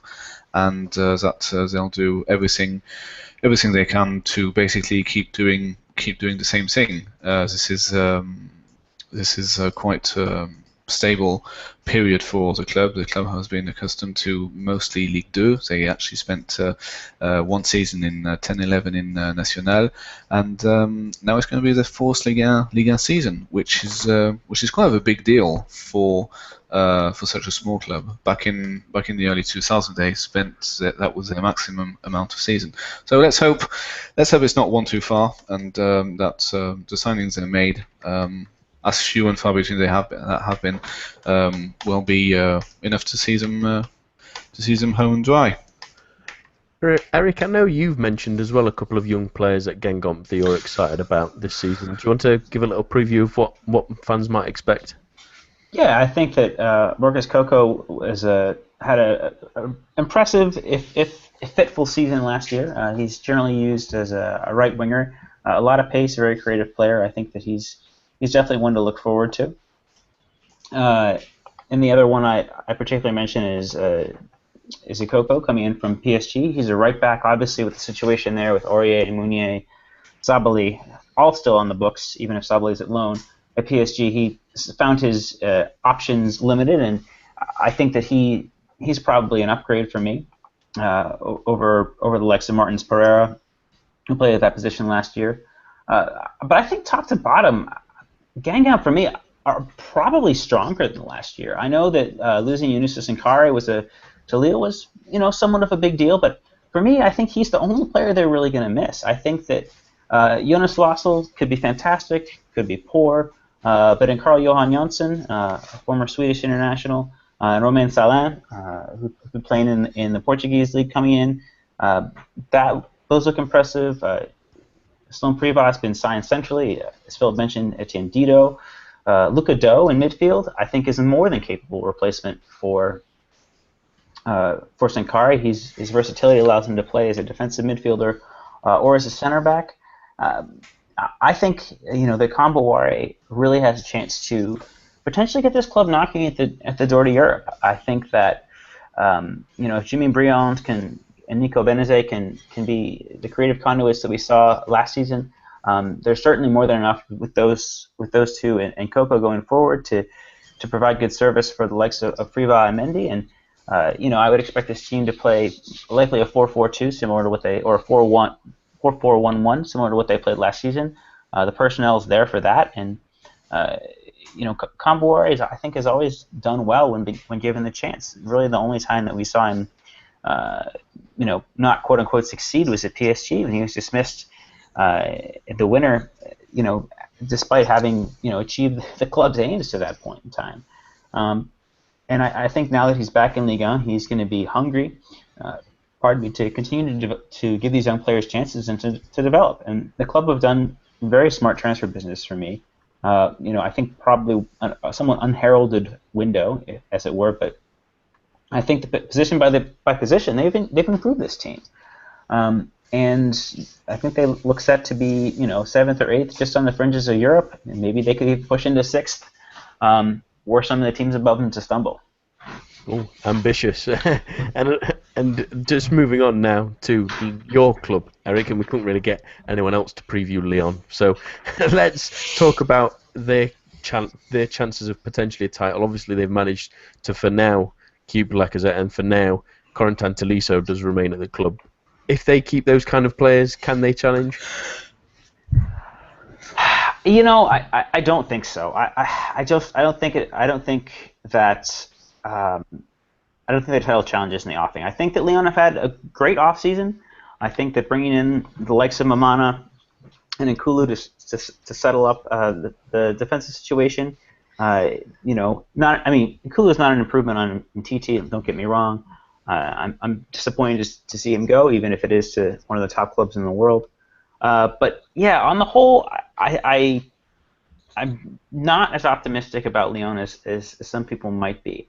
I think that playing that suicidally high line on Saturday evening against PSG in the Trophée des Champions, that needs to be rectified. If Genesio, thinks that that's a way to operate, that they're going to be in a lot of trouble. We saw the likes of Montpellier, for example. Again, I know that was under Hubert Fournier, just really torched them with balls over the top. And they need to play a more conservative defensive approach. I don't think, especially in the evidence on show on Saturday night, that a Raphael should be the starter. I think that right back needs an upgrade. I think there's a reason Manchester United let him go. I think that Jallet should be the starter for now, but that Lyon should look aggressively, maybe even in the window or in the last 3 weeks of the transfer window for an upgrade at right back. I think that the midfield, looks strong enough going along. Tolisso, Darder, Ferry, Olivier Cayman should get some more playing time this season. He's a young player who's been really impressive that they signed from Newcastle last summer. So there's enough there for Lyon to be comfortably one of the top 3 teams. Now, can they come second or third? I mean, I think that's going to be a really interesting battle. Lyon and Monaco, I think both had fairly strong off seasons. Not really getting rid of a whole lot of players, but serving to strengthen the team position by position. But again, for Lyon, a lot really centers around how well Nabil Fekir is going to fit into this 4-3-3. If that's the system that Genesio wants to persist with, Lacazette's got to be fit and ready to go. We saw both Cornet and Fekir take turns playing centrally on Saturday evening. It didn't really seem like it came off. So that, to me, Lacazette's had injury issues, maybe missing a handful of matches here, a handful of matches there over most of the last few seasons. And that to me is what's worrying. What Genesio needs to do is figure out a system that works, that it can include Nabil Fekir.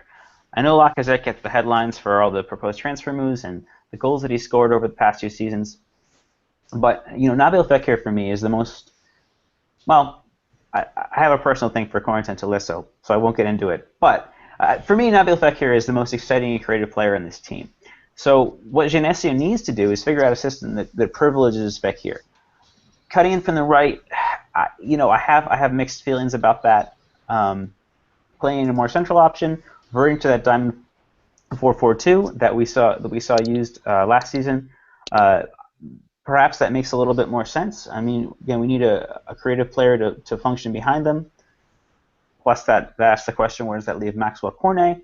But I think that, especially given Lyon have a fairly easy start to the season, that Genesio shouldn't be afraid to experiment tactically with his team to get the best out of them. I mean, let's face it, Matthew Valbuena is still in the books here. He's an exciting player, or has been an exciting player. He's only 31. I don't think he's, quote-unquote, past it.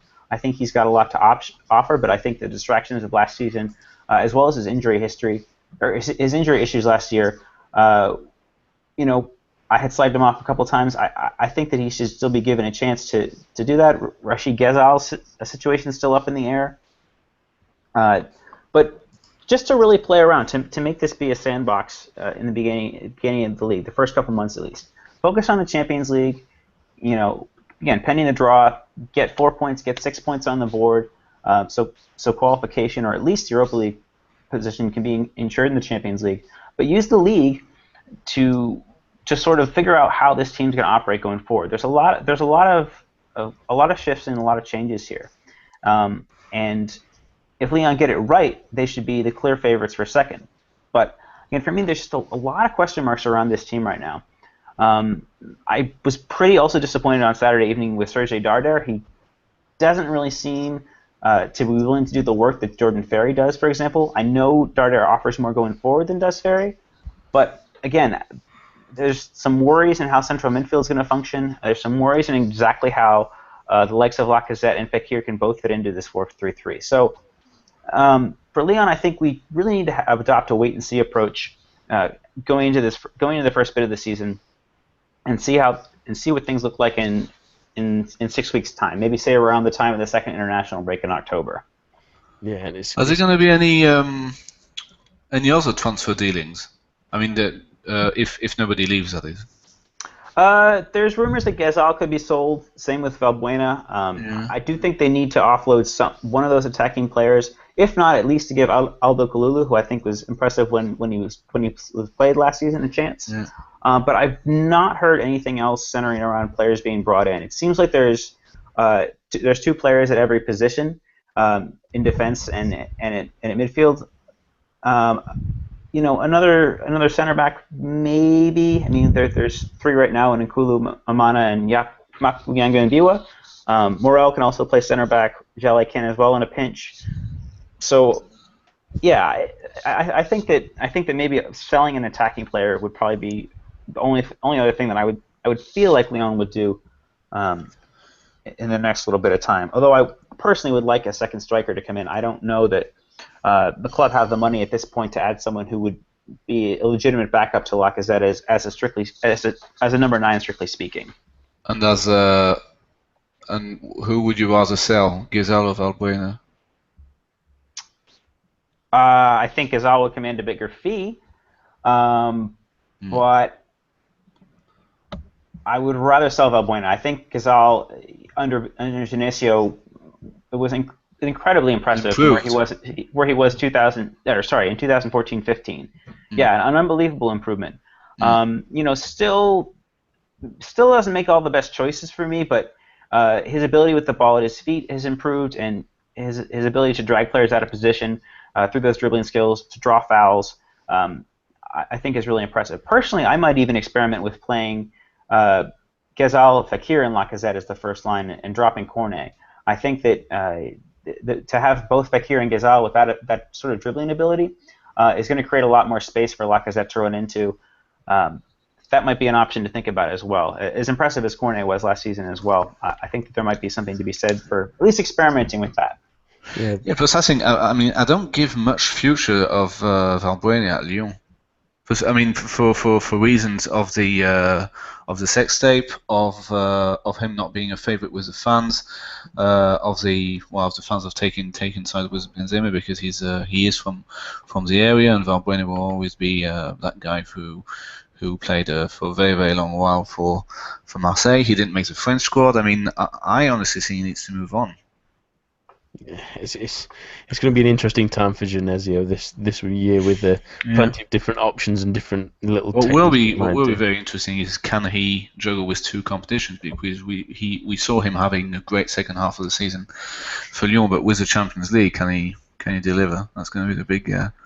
I think that the signings that Lyon have brought in have addressed depth sufficiently for me. I think that tactically going forward is what the issue is right now for me, for Lyon. Yeah, and for not a lot of money either. We just spent 7 million on Mamana. That's it. Yeah, and that's pretty astute. As long as they can get things clicking quickly, then they'll certainly be an interesting team to watch. But we'll move on, and we have now joining us for a couple of teams now is Adam White of Football Radio. Welcome to the show, Adam. Hi there, mate. How's it going? Very well, thank you. It's good to have you on. So we'll start with the team that you did a fantastic piece on the site for, which is Nantes. They have René Girard coming in. Can they push on from what they did last season? I think for non that would have to be their minimum expectation. Bearing in mind the two previous seasons in the league, and they finished 14th, and despite Michel Zakarian's attempts to sort of have a more attacking style in the second season, what the president and the fans really wanted, despite challenging for a lot of that last season, they were up in the top six or top eight. Even had I think there was a good point where they played Bastia midweek, and if they'd won that game in hand, they could have gone into the top 3 or 4. They ended up finishing 14th and only 4 goals better off than they were the previous season. So there definitely needs to be some improvement because they've got a talented squad. They've got a really good midfield. Guillaume Gillet was fantastic since coming in from Anderlecht during the winter. Andrew Thomason's been great since starting from Evian. Creative, like nice little nippy sort of buzzes around. I'm a big fan of his. Signing Thomason from Aalborg in Germany, who's in Denmark, sorry, who had a great season last year. Valentin Rongier coming back from that long injury, that knee injury that kept him out of most of last season, only 21. Really exciting player. They've got talent, but I think they've got to be aiming for higher based on that talent, and that would be Gerard's main aim. As I mentioned on the preview show on Thursday before, and in that piece as well, that the main issue over those 2 seasons, they finished 14th that first season Zakarian was in charge, but with the lowest scorers in Ligue 1, which is incredible when you think about Metz and Lens at the bottom of the table outscored them. So they really need to be scoring goals this season, and whether Gerard can get the best out of Sigtorsson, who's been lumbering at best at times for Nantes over the last few years. It's going to be the last season, sorry, and Mona Salah, who's not the most prolific of strikers. I think that's their main issue, but I think they should be looking at top half at least. Yeah, and talking about Sigtorsson, and you've just mentioned that he was probably lumbering at best. I think lamppost or postbox might be the best description for him. He scored a couple of goals in the European Championships somehow, some way. Mm. If they get him scoring, do you think this could be an interesting team to watch? Absolutely, I do. I think if Sigtorsson hits form and manages to maintain his fitness for like an extended period, possibly even not the whole season, it'd be nice to see him in the team for sort of 3 or 4 months without having any injury issues and playing consistently. I think he's one of those players that needs games and needs to be 100% fit, otherwise he's not 100% in form. He needs that fitness and that rhythm, if you like, to get into the swing of things. And he never really got that last season. He was in and out, perhaps being rested for games in the cup and perhaps getting niggly injuries. He's had little injuries that bother him over the course of his career. But if he gets that rhythm, then I think he could hit form. He's an experienced player who's been around, in, especially at Ajax. He was highly regarded. So I think if the goals are going to come from somewhere, at the moment it looks like that might be the best option, that they get him in form and they get him playing. But they may need to make some additions there. I'm not sure they can rely on Salah either. But I think if they get scoring goals, then yeah, I think they could be a really interesting team to watch. Are you a bit worried that Girard is probably not the right manager to get a side that finished with the lowest goal total for 2 years running? He's not probably the right guy to score goals. Yeah, he's not something he's renowned for, open sort of expansive play, is it? Which is why I was a little bit surprised at the appointment originally, because Christian Gorkov was mentioned earlier on. But obviously, he's gone to Rennes, which is a great acquisition for Rennes. And obviously, he had all those years at Lorient, in which he played expansive 4-4-2, quite well renowned for that sort of more attacking style. Gerard is not that man, but I think there's other aspects to his management style that will suit Nantes.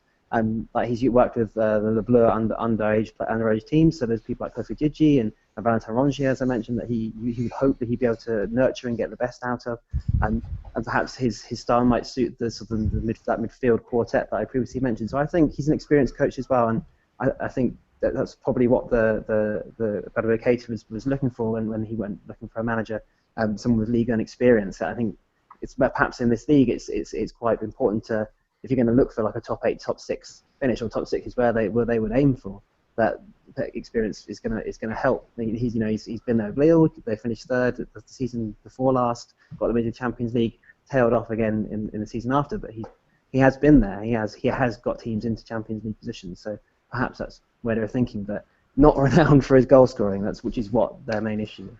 No, Eric. This is what I'm worried about. No. Yeah, and I thought I would mention just quickly as well on Nantes, Eric, that obviously Alejandro Baldoy has done the surprise move back to the MLS with Philadelphia Union. Will he be any kind of miss for the side? He had a pretty disappointing season last year for me. So I don't think that going forward he is. I think that, under Zakarian, he really, for me, progressed in terms of being a player who can track back and work hard, but I think that also seems to take some of the creative edge off. And for a team that, again, as you both rightly mentioned, Adam and Nathan, that this team needs more goals. I don't think that Bedoya is going to be that big of a loss. I think that playing in the MLS is 28, 29 this year is something that probably makes sense at this point in his career. All right, and we'll move on now to a team that have made some really exciting moves in Bordeaux. Adam, they've brought in players like Jeremy Menez and Jeremy Toulalon as well as adding Jocelyn Gourvenec in the dugout as well. They look like they could be promising again this season, don't they? Yeah, I'm really excited about Bordeaux this season. But to be fair, I was quite excited about them last year. I think they really struggled with the Europa League. They simply could not handle the schedule playing. Although it's a bit of a cliche to say Thursday, Sunday, because it's the same playing Wednesday, Saturday if you're in the Champions League. But given they're a young squad and a lot of their players didn't have European experience, you could tell it tried on them a lot. They really did struggle with playing away in Kazakhstan and Russia, and it just didn't run for them. Which is a shame. But I think the most important thing for them is that it looks like Adam Unas is going to stay, which he's possibly my favourite player in the league for the second half of the season. I absolutely loved watching him develop since coming to the side. He came off the bench at Lorient and scored that header. They lost 3-2, but he scored a great header for a diminutive character. That was quite impressive. And I think Sagnol would have gone a lot earlier if it wasn't for some of his goals. I remember a volley against Troyes, which won them the game late on. Perhaps if that hadn't gone that way, Sagnol would have gone a little bit earlier. And the most important for them this season isn't just the fitness that they're maintained from not being in Europe, but it's the injuries. They had so many injuries last season. I've never seen an injury list like it. They released a squad on Friday or Saturday, and it would have a list of 10, 12 players injured out. So it's just whether they can maintain that first 11. I know they've made a lot of interesting signings. I think Toulouse is brilliant. Brilliant signing for them. Not too much past his best 32. You'd expect him to still be very influential. He's looked great in pre-season so far. I think that's a big upgrade on Clement Chanton, who I like. But you imagine Toulon will slot in there as a more well-rounded midfield performer. Menez is really interesting, exciting to come back to France. I'm really looking forward to see how that's going to develop with Unas as well. Diego Roland, if he's given the central striker, I think he can score a lot of goals. I think when we saw at the end of the previous season when Diabate was out, he was great through the middle. So they could be really exciting going forward. And in terms of ability of the squad, you even look at the defence, and Nicola Power was immense at times last season. Even when they didn't look great defensively, he still looked solid. And when Carasso comes back, they've got a really good spine to the team. So I have high hopes for them possibly this season if they can keep everybody fit. This also sounds a little bit like the talk we had last season, Philip, of promise for Bordeaux. Is it a little bit more of a conservative optimism with the moves they've made? I think we were probably a bit too much used to Bordeaux being in those European places. When you look at their positioning over the last 5 or 6 seasons, it's always been between 5th, 6th, 7th. And so on and so forth. Last season was a European season. As Adam rightly said, all these are very long trips to Eastern Europe, and they finished 11th, which is actually their worst league finish in 11 years. So now I do believe that they've got quite a bit of structural transfers going on. Both Jeremy Toulalon in front of the defence, or even at centre back. He can also play at centre back. He's done it before at Monaco, and Menez, who can play basically anywhere up front. That's a great. That really is a great. Two really good signings. I think there'll be a bit less pressure now. They'll just go around their things, and it's been such a long time since Bordeaux had an actual great season, and by great I mean finishing in the top 4. So they haven't done that since winning the league back in 08, 09, and I think it'll probably work to their advantage. That they've got some good experienced players coming in, and that they'll have the time to prepare for their games. That's I think it's good news all around. Eric, just very quickly on Jocelyn Gourvenec, who's finally got that move to a slightly bigger club with a bit more ambition. Is this a Slightly. crucial? Yeah. Is this an exactly? This is an important season for him to show exactly how good of a manager he is, isn't it? Yeah, it's interesting because he hasn't really had the sort of array of younger players that Bordeaux have, and he relied a lot of the time at Guingamp on more experienced players. But I mean, in addition to the players we've mentioned, I mean, Malcolm, I think, a very highly regarded young Brazilian, looked really impressive. Francois Camino coming in from Bastia. There's a lot of really intriguing players, and that was what really proved to be Sagnol's undoing last year, is to get the best out of these younger players.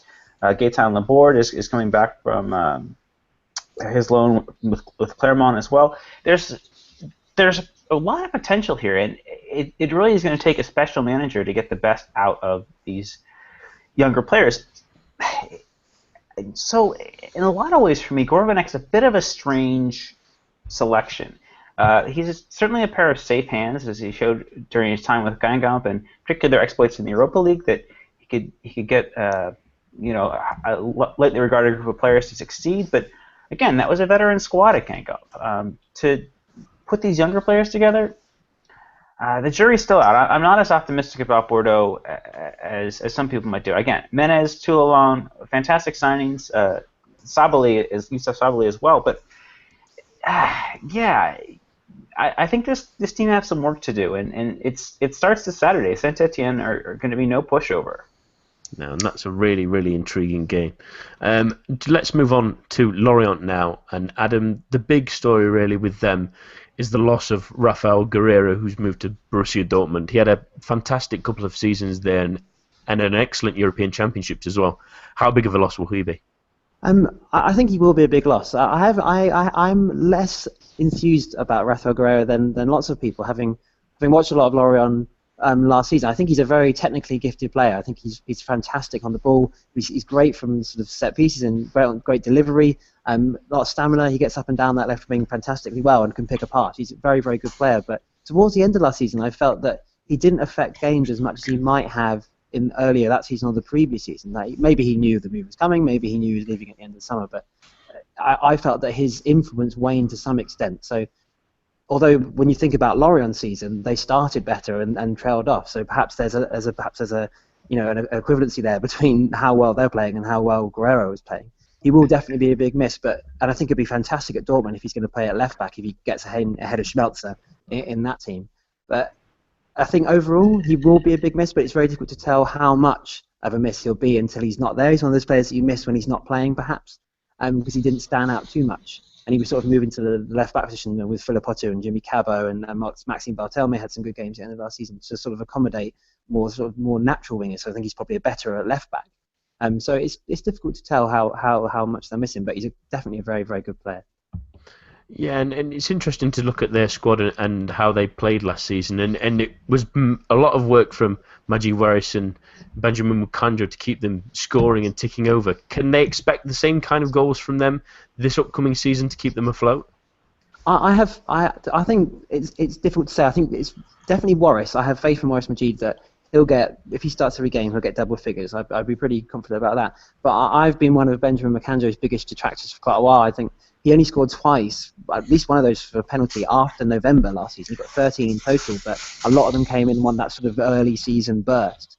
And for the rest of the season, okay, he was in and out with injury as well, and perhaps couldn't find the form that he wanted, that he showed in that first half of the season. So by no means all is lost, but I feel that he isn't the prolific striker that he may have appeared to be in the early part of the season. So whether they can get the goals as a pair that they did, which when you think about Makanju's goals, they ended up finishing relatively low down. They weren't too far in terms of points off the bottom three at the end of the season. So perhaps Makanju's early season goals kept them up. And whether they're going to be as evident this time around is quite a big question for me. I mean, I love Lorient. They're one of my favourite teams in France, and they're a really exciting, really interesting club with that 4-4-2 they play, like I mentioned earlier with Gorkov. They're a really exciting team, traditionally perhaps to watch in the last few years when Abubakar was there and things.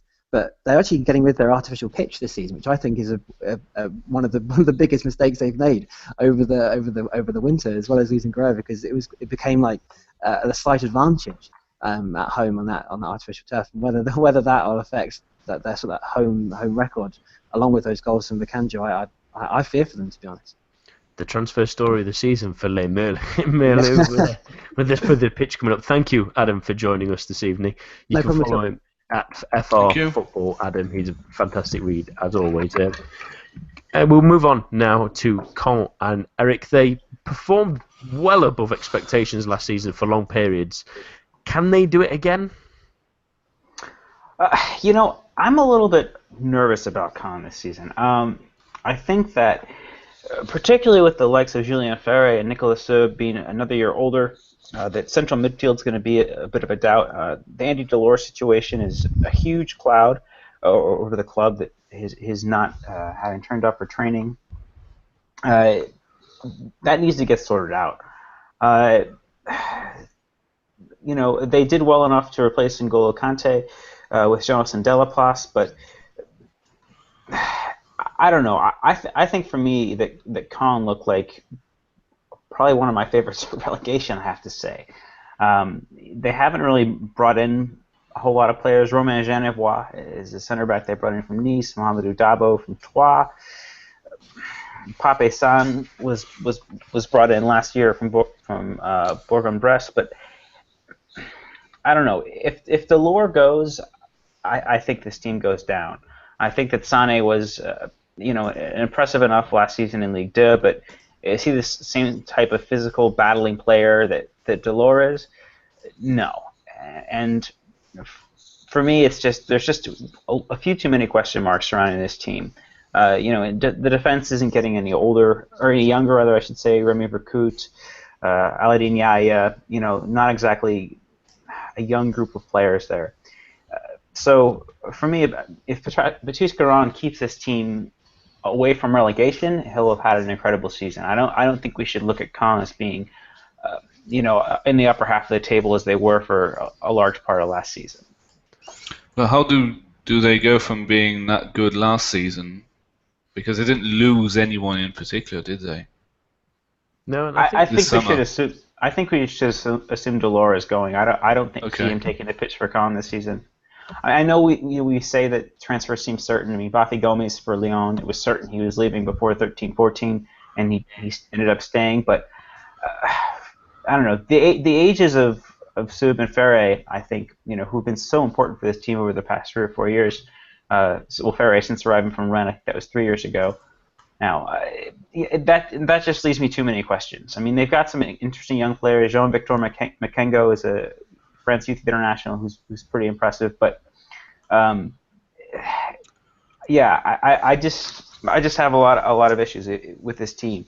Delors was such a key player for them, and as impressive as Sané was last year in Ligue 2, scoring a dozen goals in Ligue 2 is impressive, but he doesn't bring the same sort of wiliness and chippiness and energy that Delors does, and I just feel even if they get a good fee for Delors, say 10 or 12 million, are they really I believe he's worth it, but I think that especially with the money that's floating around now, but with the window starting to edge toward a close, I don't think that Caen could realistically bring in a player who could come close to replacing not only what he does in terms of goals, but what he does as being an outlet for that 4-1-4-1 that Caen play. Yeah, it's frustrating, but I'm going to back Caen a little bit here because I think they've made some interesting permanent deals for loan signings that succeeded last season, like Ronnie Rodelin and Diomande from Saint-Etienne. I think they were good moves. Bringing the experience of Steve Malbronk, that's a good move for me for that kind of club.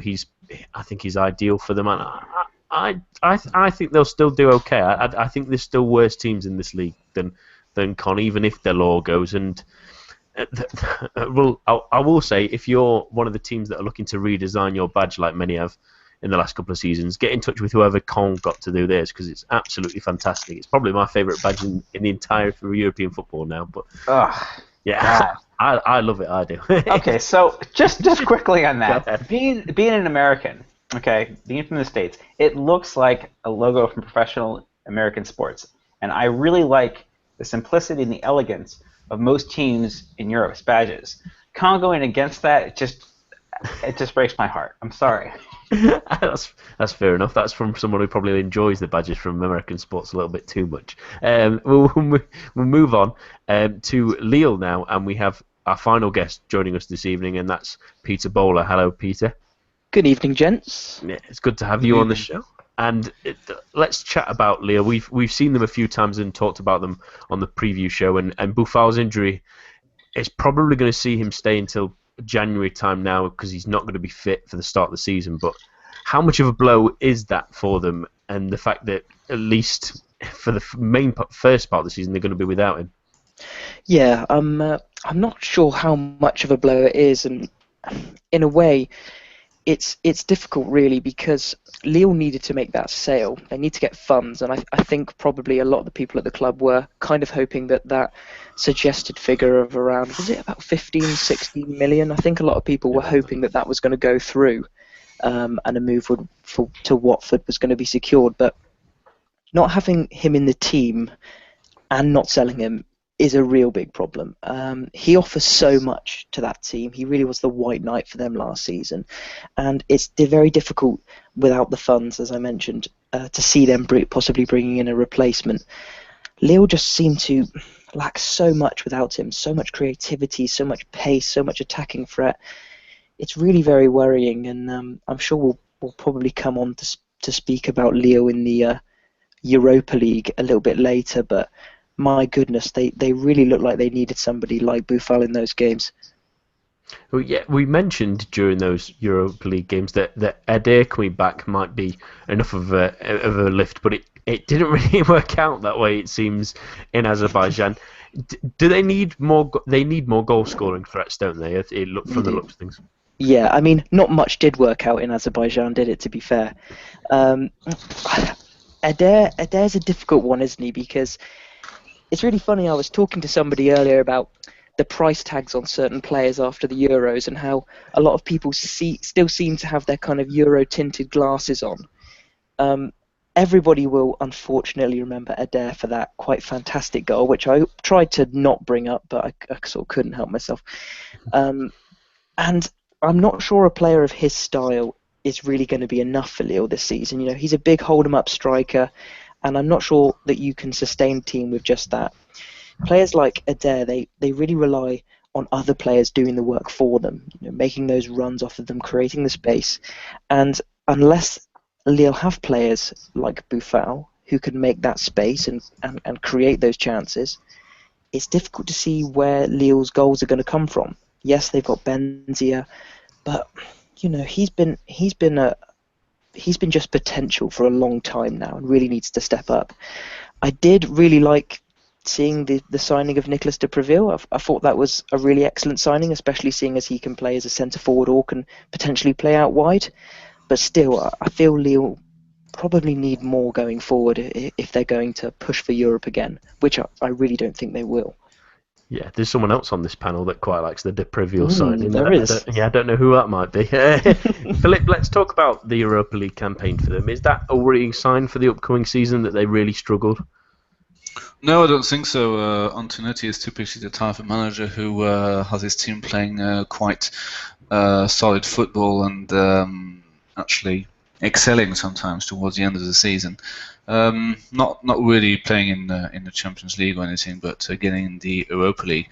I don't really buy that he was that mad at Lille going out of the competition. I think they're quite happy to have their midweeks off. Well, not having to play 6 games. First of all, not having to play in the playoffs, and then not having to play all these games of European football. Well, I really don't think Lille would have been quite good. So I'm not saying that they got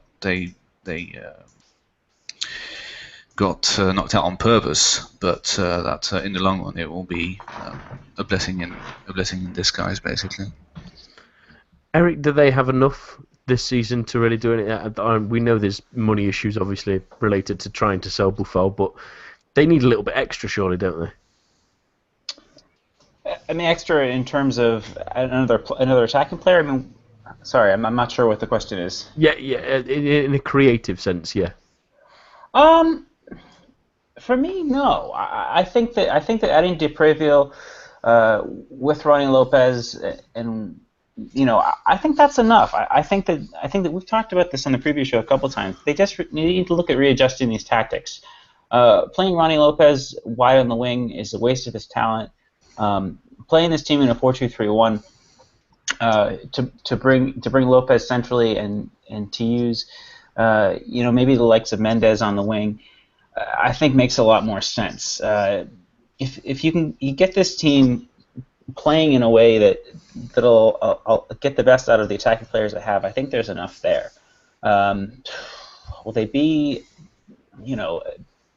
at the level they were last season?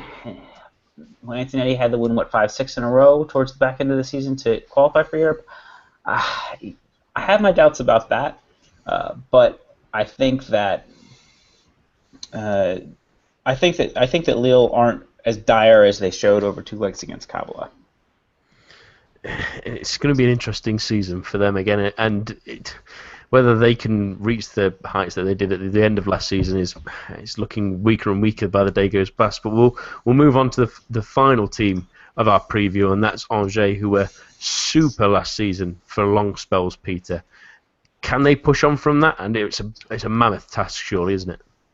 It is, but you know what? I actually really do believe they can do it. Angers are my favourite team in Ligue 1 by a million miles, and the reason for that is that they don't get intimidated by the big teams. They don't get intimidated by the wages and the transfer fees that they come up against when they play against teams like Lyon and PSG. They just fight, and I love seeing that in the team.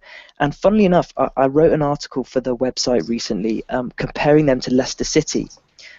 Because in many ways they hearken to that Premiership winning side in more ways than you might think. Not just the obvious thing about obviously a smaller team doing well in a league that maybe was financially too big for them, but they play similarly to Leicester as well. They control the midfield, they punish players on the counter, they stay strong in defence, they're well organised, and I'd really love to see Angers do well this season. It's a funny one, isn't it, when we come off the back of talking about Lille and go into talking about Angers, because these are really two teams that are just drastically going in different directions. I think the way that Angers have spent money this summer in bringing in Jeju and bringing in Toko Ekambi, who are two obviously really promising centre forwards, really spells for sun on the horizon for Angers, whereas Lille, gone are the days of Hazard and Moussa Sow and that title-winning side in 2011. I think it's important that we sit back and pay attention to Angers as well sometimes, because teams like Angers are really important to Liga.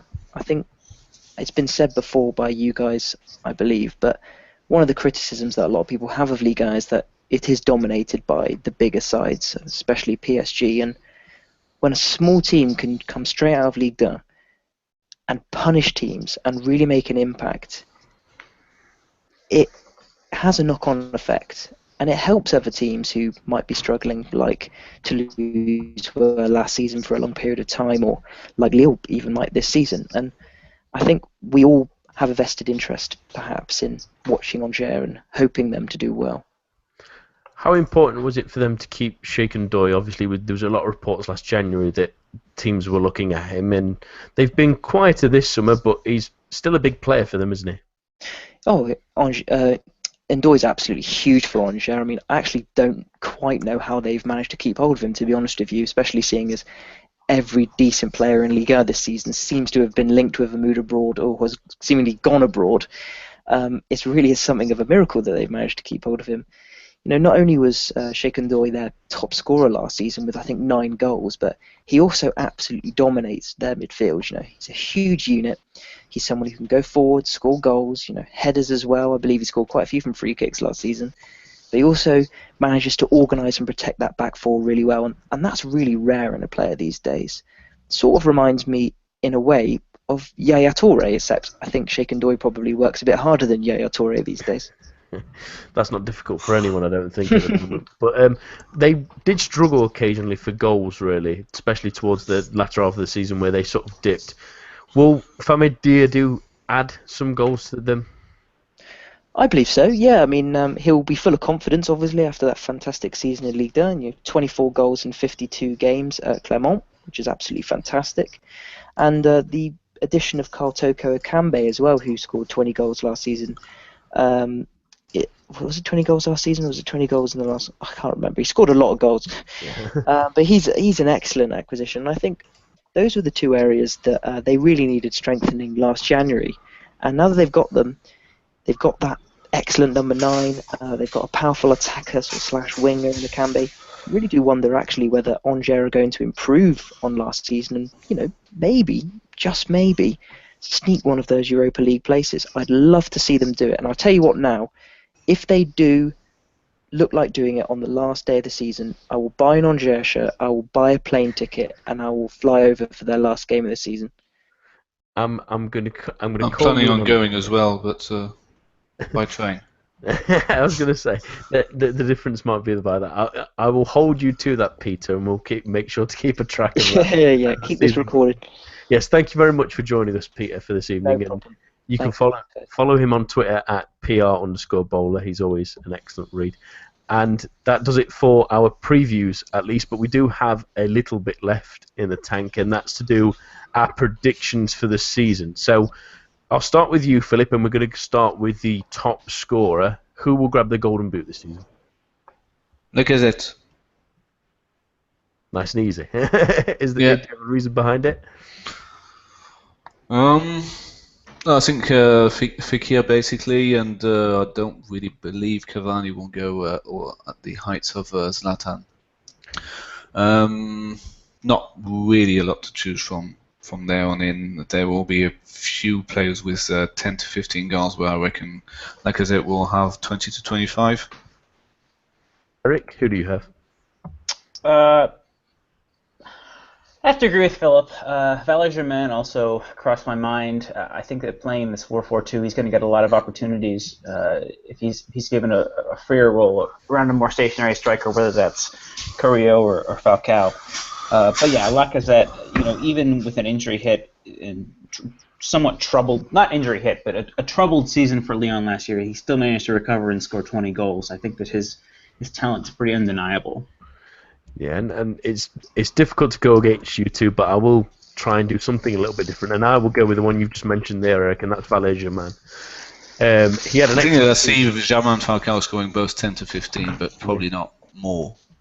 I think he had an excellent season last season. I think he's probably in a slightly better team in Monaco.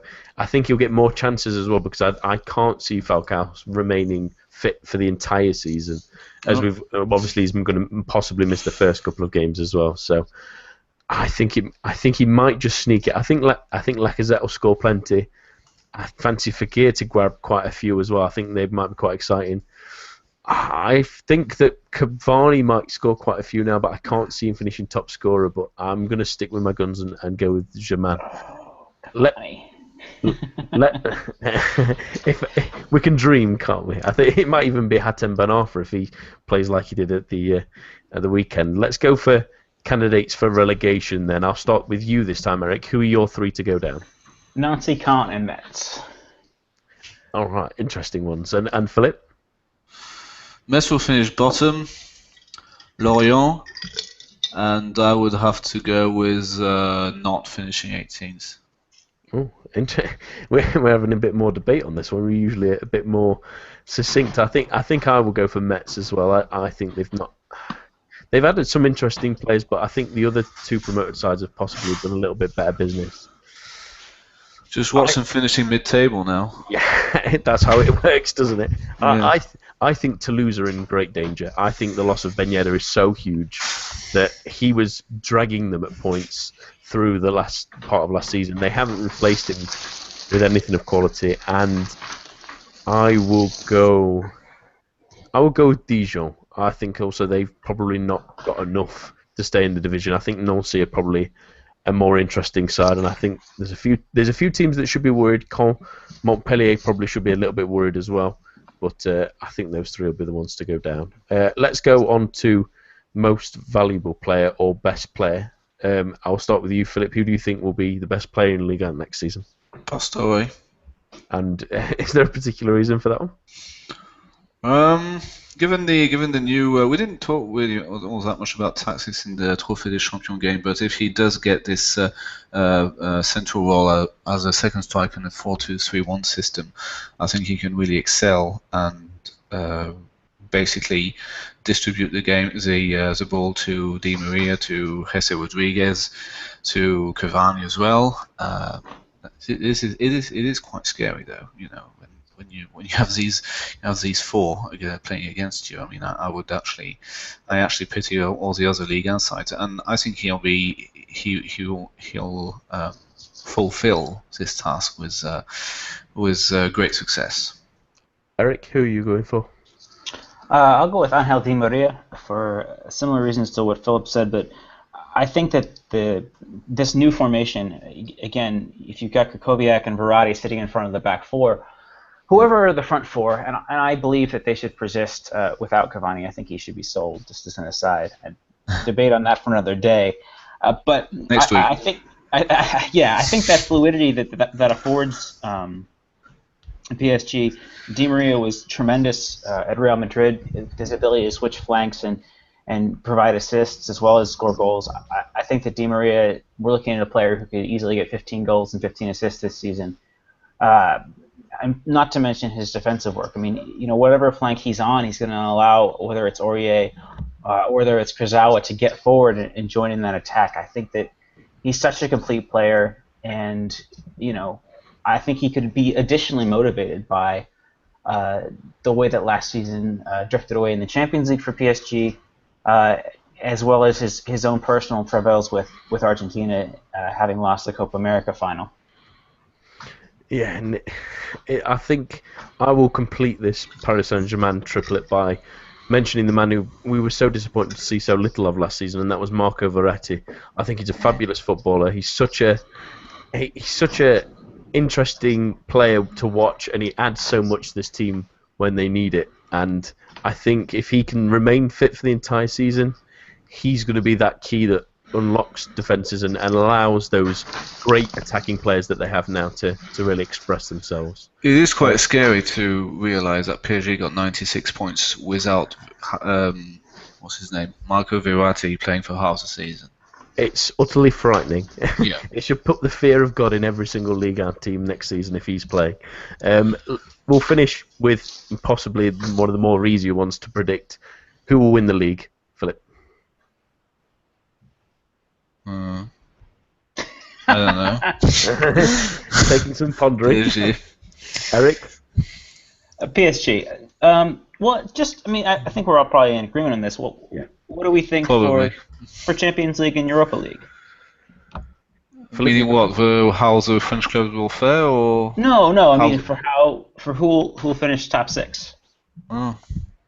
I think Lyon. Have got the right structure. I think, to be honest, they did prepare for this Trophée Champion game quite well, and I think the preparation was a success.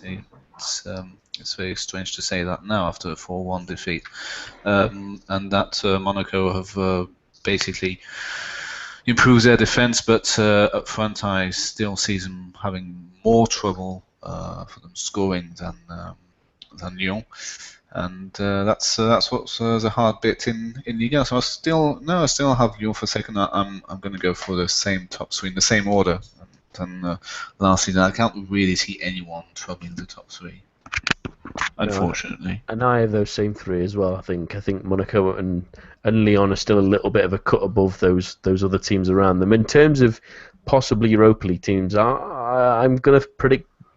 I think Rennes might be better this season.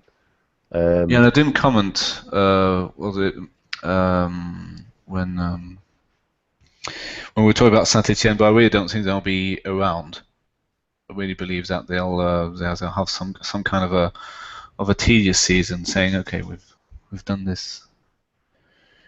We've done this time and again, and it's not going to. It's just not. We're just not going to be up there this season. It's a difficult one. I think Bordeaux will be in and around, And if I'm going to pick a sixth, it's probably Saint-Etienne, but they are a little bit of a worry for me. What would you go for, Eric? I think Saint-Etienne fourth. Like I said, I really love the acquisition in Dabo.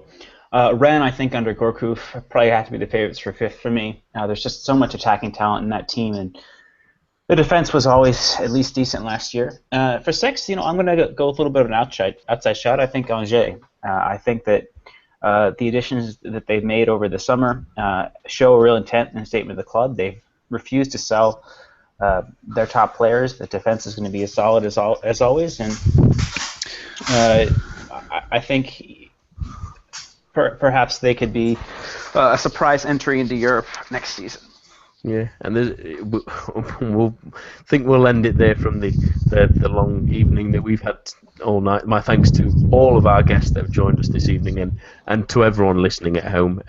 Get ready, hold on to your hats, ladies and gentlemen. It's going to be another exciting campaign of Ligue 1 football coming up. Join us for our new preview show if you haven't already. That will be on Thursday evenings, hosted by our very own Eric Devine, and we shall see you right here next week.